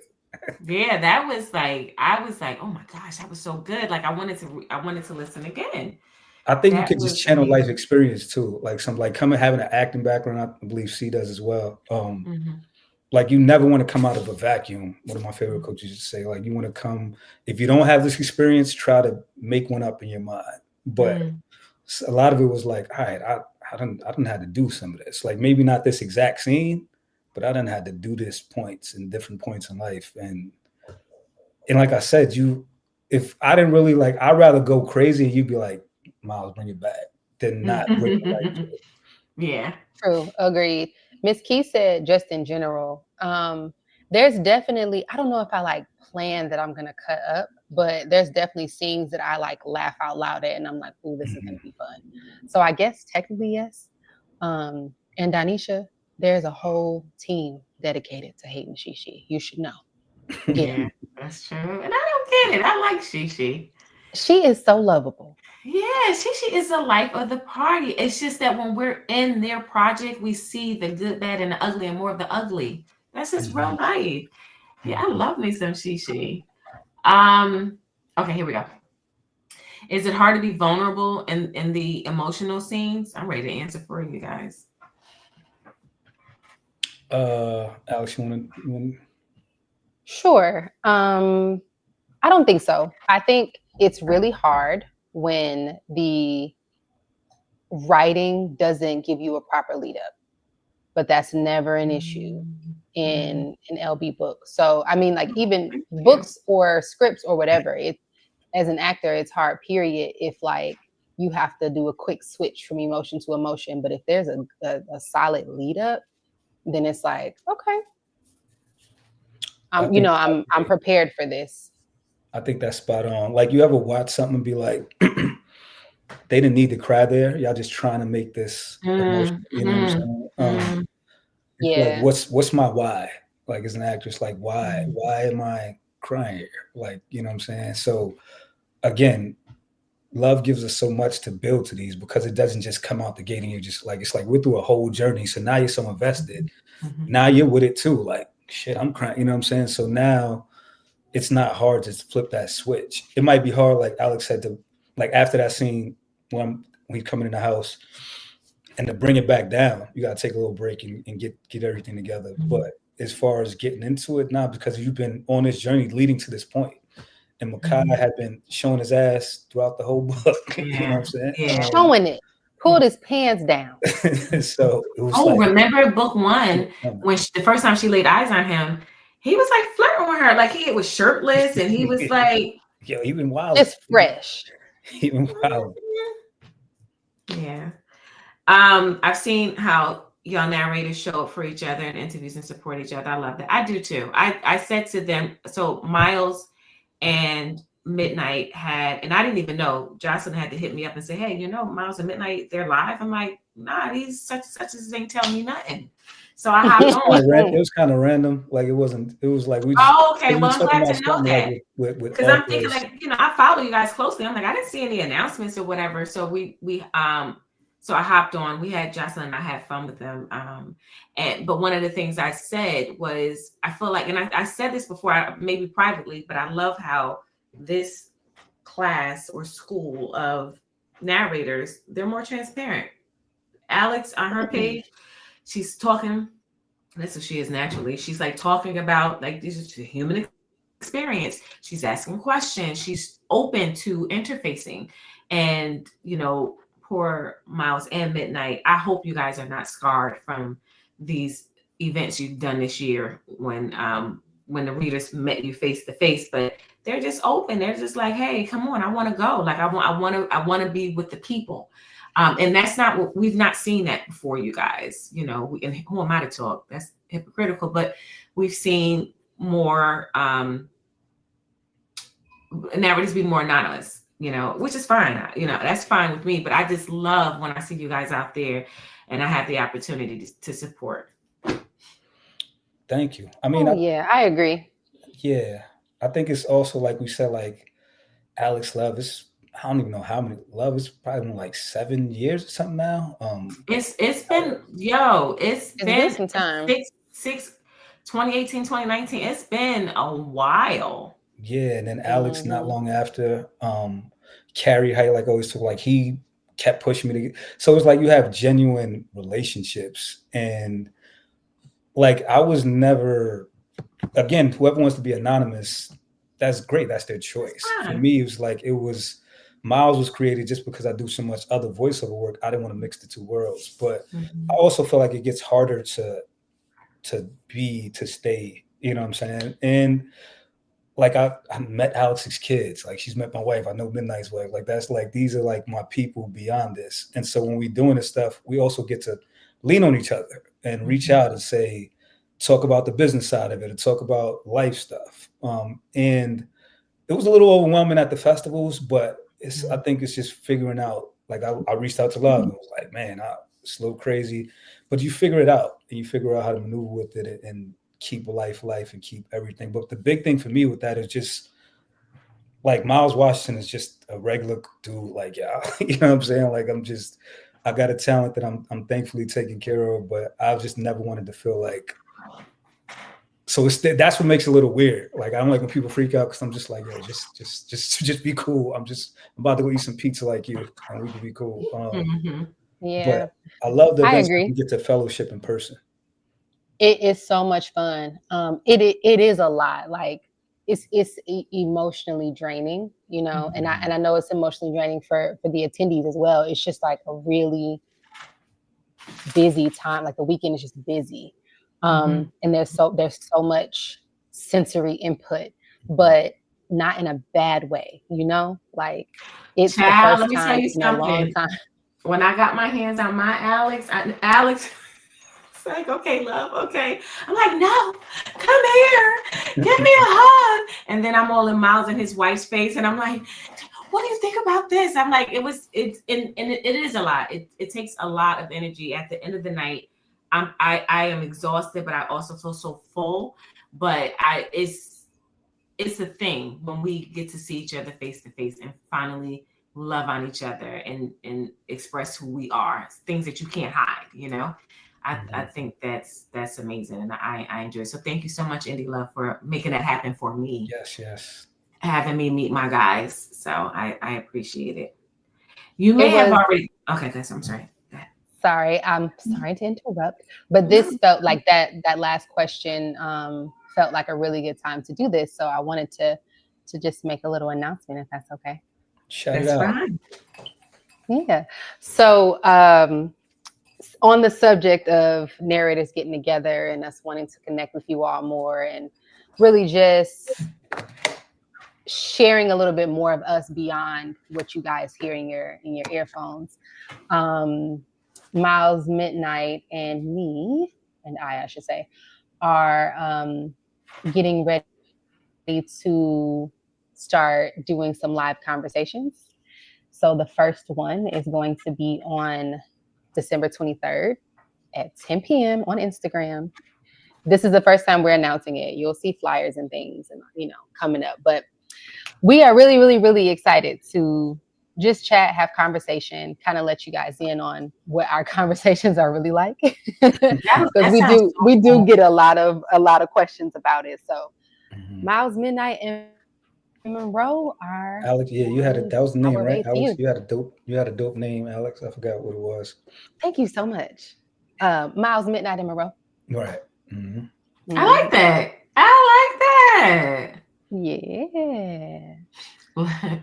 All snap. Look, but wanted to share. That is wonderful.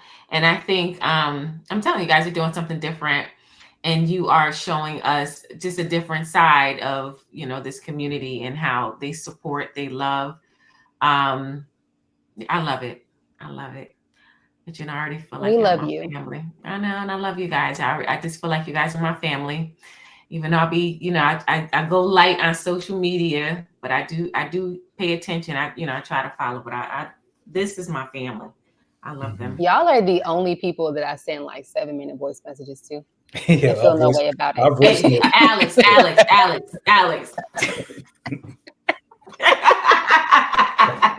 far. They don't need to know that other side of me, Alex. My voice notes are legendary. No, I love these people. Like it's not a fake thing. It's the other thing. I feel like it was a holiday. Yeah. I feel like it was a holiday this year, and I just hit them up, and I'm like, hey, I was just wondering. It was after the holiday. I was like, I was thinking about you guys. How was your holiday? You would think I had like no life, but I'm like legit thinking about these people. Like, how was your holiday? What did you do? Yeah, it's weird when we go a little while without talking. Right. I'm not gonna keep you guys long. You guys went over to 30 minutes. I truly appreciate it. I just want to make sure there aren't any questions. Do you guys have any other announcements, even books? Do you have any upcoming projects that are coming out and you want to throw out some dates so they can support you?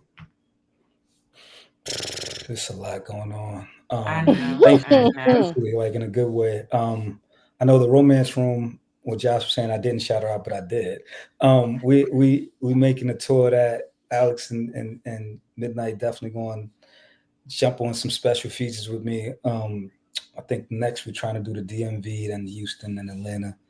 But as far as books, That's just a blessing. It's a lot. I don't want to say something and forget somebody else, but it's a lot of stuff coming. And I always like the community lets me know like different things that I might not know, and they're like, "Oh, you doing this? So you doing that?" But there's a lot. Like the schedule is packed.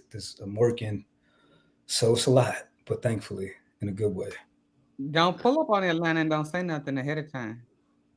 Don't pull up on it. Nah, it's. I'm thinking like the same time as Black Romance because it'll just make it easier since I'm already Right. down there. So Yeah. just real quick, Myles and Alyx, Sitara is my line editor. So she's saying everybody Me gets in love. I was talking about myself. I wasn't even talking about you. Oh, okay. I wasn't gonna put you out like that. Yeah, no, we all send pretty long voice notes. But can I tell you guys, and I say this to everyone, my girlfriends, we call each other Golden Girls. I need to stop. I don't think I'm old. I'm very proud of my age. So I named this our group thread the Golden Girls, and they say, yo, you got everybody on voice memo and voice noting. I've been voice noting since 2010. 2011, like I've been. So if you heard a voice noting or voice memoing, because first it was memoing and now you can note in the text, but if you heard of it before you ever met me personally and did that with me, it's because somebody else who's connected to me in 6 degrees, they know me. I'm the one who did that. I have voice notes from you from Raji days. Like, oh my gosh, voice memos since like 2010. Like, you know, it was just my thing. It's my lifestyle. When she first said, "I'm about to send you a voice note," I was like, "The fuck is that? What?" CCJ did the same thing. CCJ did the same thing. It is like that in the beginning because you're like, okay, you're gonna send me a voice note, and then you see the length of it, and you're like, what?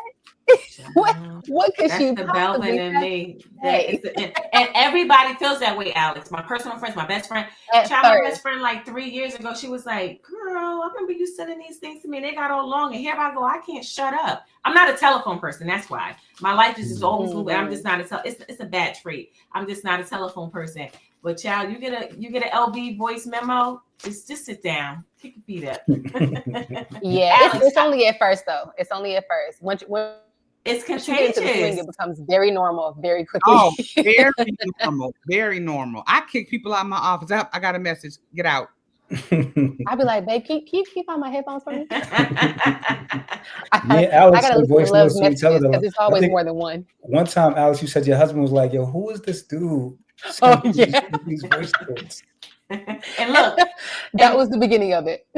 Did you guys know Midnight tried to call me last year? Just announced last year. Yeah. And I'm on my way. I'm in a car. I'm on my way on a date. I have, gone to the movies, and I see this number come across my screen. I say, because what you ain't gonna do is sit up here, got me in this car, and then you're deep. Oh man, yo, voice come on, and my guy looks at me like, no. But it really was like that. He was polite. He waited for it to be over, but he was like, ooh, okay. I'm trying to figure out who this man on your phone with this deep voice. I'm serious. I am serious. I'm like, I promise that's just the way he talks. Yes, Raji. Raji was how me and Love connected. Yep. Mm-hmm. Very first project. It was my first project in audio, period. And that's how I met Alyx and Myles. Mm-hmm. That was a journey. And they actually love me now. So we went from that to being in love with each other. All right, so I'm not going to keep you guys long. Yeah, I'm not. My elders, they get on me. I can't get you on the phone, and it's pretty bad. I try to make time for them. I'm just, especially during the evening when I'm having a drink. You don't want that side of me. I'll hit up Joss. I'll hit up Myles. I'll hit up Alyx. I don't want to hit up my elders when I'm in my evening groove. Anyway, all right. I just want to say thank you guys. Well, you didn't say, Alyx, what's coming up? No, I didn't go. I share Myles' sentiment. I don't want to name one thing and forget the other, but in the spirit of being, in the company of the LBU, Love's Inconvenient Truth is coming out in about a month. So you guys can look forward to that. You can pre-order and all the things. And yeah. And Alex, also, I'm sure you have something coming out before then. Yeah, but I don't want to name one thing and forget another. Well, just name a couple. Just name what you can name. You know what? I got tagged in a like a pre-release review today for Until the Ink Dries. By who? Kimberly Brown and Aisha. Oh, and I'm co-narrating with Winston James. It was a cute little story too. Good. I think y'all will like it. But yeah, and then did you meet those two at Indie Love, Alex? I'm sorry. Did you meet those two at Indie Love? I wish I could say yes or no. Yeah. I wish I was trying to meet Kimberly, but I wasn't able to get her when I went over there. She was gone, but I did meet Aisha. Aisha's sweet. Mm-hmm. Go ahead, Alex. Yeah, I met a lot of people, and it was a lot of people, and it wasn't that close to Black romance, but in my mind, it felt like it. It felt like they were back to back. And so I don't remember if we met, but I was introducing myself to everybody I could. Hey, how you doing? I'm available. Good. So, I cut you off. You were going to name, well, you did. You named that you did with those two, with Winston. Oh, I was just going to say we're going to wrap up the Sadiq series soon. Midnight and I know it's been a delay, but Midnight and I are recording it next month. And as far as I know, there's no other delays. It's not us, y'all. We promise. But you guys can look forward to that. I would say early spring. Midnight Michael. Is he still here? Did he check out? I think he checked out. He might have bowed out. He ain't said nothing. I know he gonna make himself known. Okay, so I'm so glad you. I feel like, did you see it? You said this again. I meant to address it, but we were on a different topic. I was supposed to do this and I forgot, so I'm blaming Jocelyn because Jocelyn should have reminded me to update the encyclopedia. So it is me who updates it, but it's not me who provides the updates. And she sent it to me months ago. My editor, Tina, she sent it to me months ago. So it ain't her fault. She sent it to me. It's just me taking out a few minutes. So I'm gonna right now put it on my phone tomorrow after the gym. Instead of going into my session with Brielle, I'm going to update it because I told you guys before I was gonna do it and I forgot. So I will take care of that because that should be updated. And don't forget, you don't have to pay for it again. I'll put out the announcement. I'll remind you how to just re-download the book. Okay. All right. Anything else you guys want to announce? Anything else, or we did? You both will be at Indie Love. Yes, we will. Never been to Tennessee. I'm looking forward to it. Okay. Nice. I like Tennessee too. Nice. I've never been to Tennessee. Really? No. Well, I guess you spend your time on the East Coast. Yeah. You know what, Alex? You're right. I spend my time on beaches, and I need to stop. My matriarch. Oh, is that what it is? Yeah, she told me. She said stop that. She said spend some time here in the U.S. Sometimes. It's okay to leave the U.S. Yeah. But I like Chattanooga. Also, just between driving back and forth between where I'm from and Atlanta, I always drive through Tennessee. So, not anymore. I don't do a lot of driving. When we used to make the drive, just a frequent place to pass through.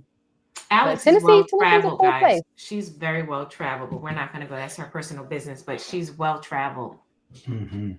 I'm trying to be like her when I grow up. And you can, and you let me know if you need help booking a trip because I got you. I am. I'm gonna get there real soon. All right, guys. Hopefully Josh hires me this year. Set up. Why I'm ignoring? Bravo. Oh, you know what that means. Who is that? And Sugar's about Be Love. Who is that? That's you, Myles? No, that must be Alex. No, that's me. And I can't remember who I'm co-narrating with. Okay. Wait, shout out to Memphis. Hey, that's where you're from? I didn't know that. Did you know that, Jocelyn? No. See, I just cannot believe you guys have never been to Tennessee. There's so much in Tennessee. I didn't know that. Okay, I need to get with you because I'm gonna be in Memphis in August. No. In March. I'm gonna be in Memphis in March. I got invited to, I believe, an event of signing, and I got uninvited. You remember that, Jocelyn? I'm not. Oh, so is that the real reason you haven't been? Oh, yeah. I booked Don't a flight take it and out on everything. Tennessee. I booked a flight and everything and got uninvited, but I shouldn't have said it. That's. And I haven't really, because I haven't done what I need to do yet. But yeah, I'm gonna be at an event in Memphis. Yeah, link up with E. Yeah, we need to link up. That'll be a time. Yeah, I'm gonna be there. Okay, I'm gonna let Myles and Alyx go. Send the calendar invite to Love so that she can also come to Tennessee. Well, Love's gonna be in Indie Love too, right? Apparently, she's not touring. I didn't know that. No, she's not. She's not touring. I'll be with Indie Love in 27. Okay. I'll be with Indie Love is my home event. So I'll if I miss a year, you'll find me there. You'll catch me there. Lots going on next year. So yeah. I'll try not to take it personally. Well, Indie Love knows. She knows my rhythm. Or they know my rhythm because it's not just Josh, but they know my rhythm. But that's my home event. If you're gonna catch me anywhere, you're gonna catch me at Indie Love. So okay. Well, thank you guys. I love you so much. Love you. Thank you. We love you too. Thank you, Josh. You're welcome. Josh. I can't wait to see a shout out, Josh. Don't. You should have put the link in the chat. Don't be like midnight. No, not at all. Not at all. My brother's not like that. All right. Well, we'll see you guys on the other side. All right. All right. Good night. Good night, y'all. Happy holidays, y'all. Same to you. Thank you. Thank you. Talk to y'all soon. All right. So, Khalees said this is her break year. E said, hit her up. Yeah, that'll be cool. E will keep you informed and cracking up at the same time. Yeah. Okay. What? Oh, she said, why are you ignoring her? Because I don't know. I'm not ignoring her. But I'm just like, I don't know what you're talking about. I can't wait for real story. It's a lot to her. We'll finally get to. Yeah, I can't wait either. Well, I can't. I'm in the thick of her story, but I'm not. I'm excited. Let's put it that way. I'm really excited. I'm not as far as I want to be with her, but I am really excited about that baby. I don't even have her. I don't even have the cover design concept in my mind yet. So you guys pray for me. Send great energy because I block all negative energy. But I don't think you guys send negative energy. I'm not that type. Send wonderful energy to LB. Yep. You got this. All right. Anything else, Miss Marks? No. This was really good. Are you doing a story for Peach? Absolutely. Now I can't wait till I get to Peach. I've been saying this. I wish I had a researcher because that'll help expedite it. But I have one project, and then prayerfully it'll be Peach after that one project. So, yeah, I can't wait. What am I dropping on Thursday? Oh, Khalees. Yeah. Well, Khalees. I'm so sad. I want to meet you so bad. Let me prepare for 2027. Yeah, actually, we have to meet. I don't know where Indie Love is going to be in 2027, but I'll definitely let you know. Good night. So who is that? That's Tara? No, Yaya? Or is that Allegra? That's a Yaya. That's a Yana. Hey, Yaya. Love you, girl. Okay. Energy and prayers. Thank you, Khalees. You got this. Thank you, Nurse Nick. What will be dropped on Thursday? I'll come. Nice to meet you, Josh. Aw, Lisa. Oh, nice to meet you.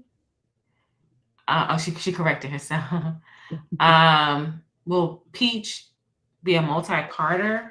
What's that? More than one book.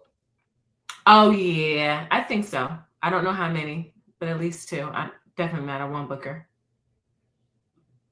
Thank you, Josh. Okay. Can't wait to read the new books. Yes, ma'am. Hey, love. Oh, my Yaya, I love you. Here's Khalees talking to Yaya. I'm so glad I made this one. Happy holidays, everyone. Well, I'm glad. I'm grateful you made it. Thank you guys all for supporting me the way you do coming into this. I've been trying to kind of put content on my YouTube channel, and thank you, Indie Love, for supporting that and sponsoring it because she's paying for it. I do appreciate it. I really, really do. Brielle will be a standalone. Yes, Brielle will be a standalone out. Unless something happens in 2026, because I don't think it'll be coming out this, she's not going to be coming out this month. Unless something happens in 2026, and I'm like, oh, but I seriously doubt it. In fact, it's not gone to my line editor yet because it's not enough for her to dig her teeth into, but it's gone through one editor. This week it'll go through another editor, and I probably won't buy the Satara for a few more weeks.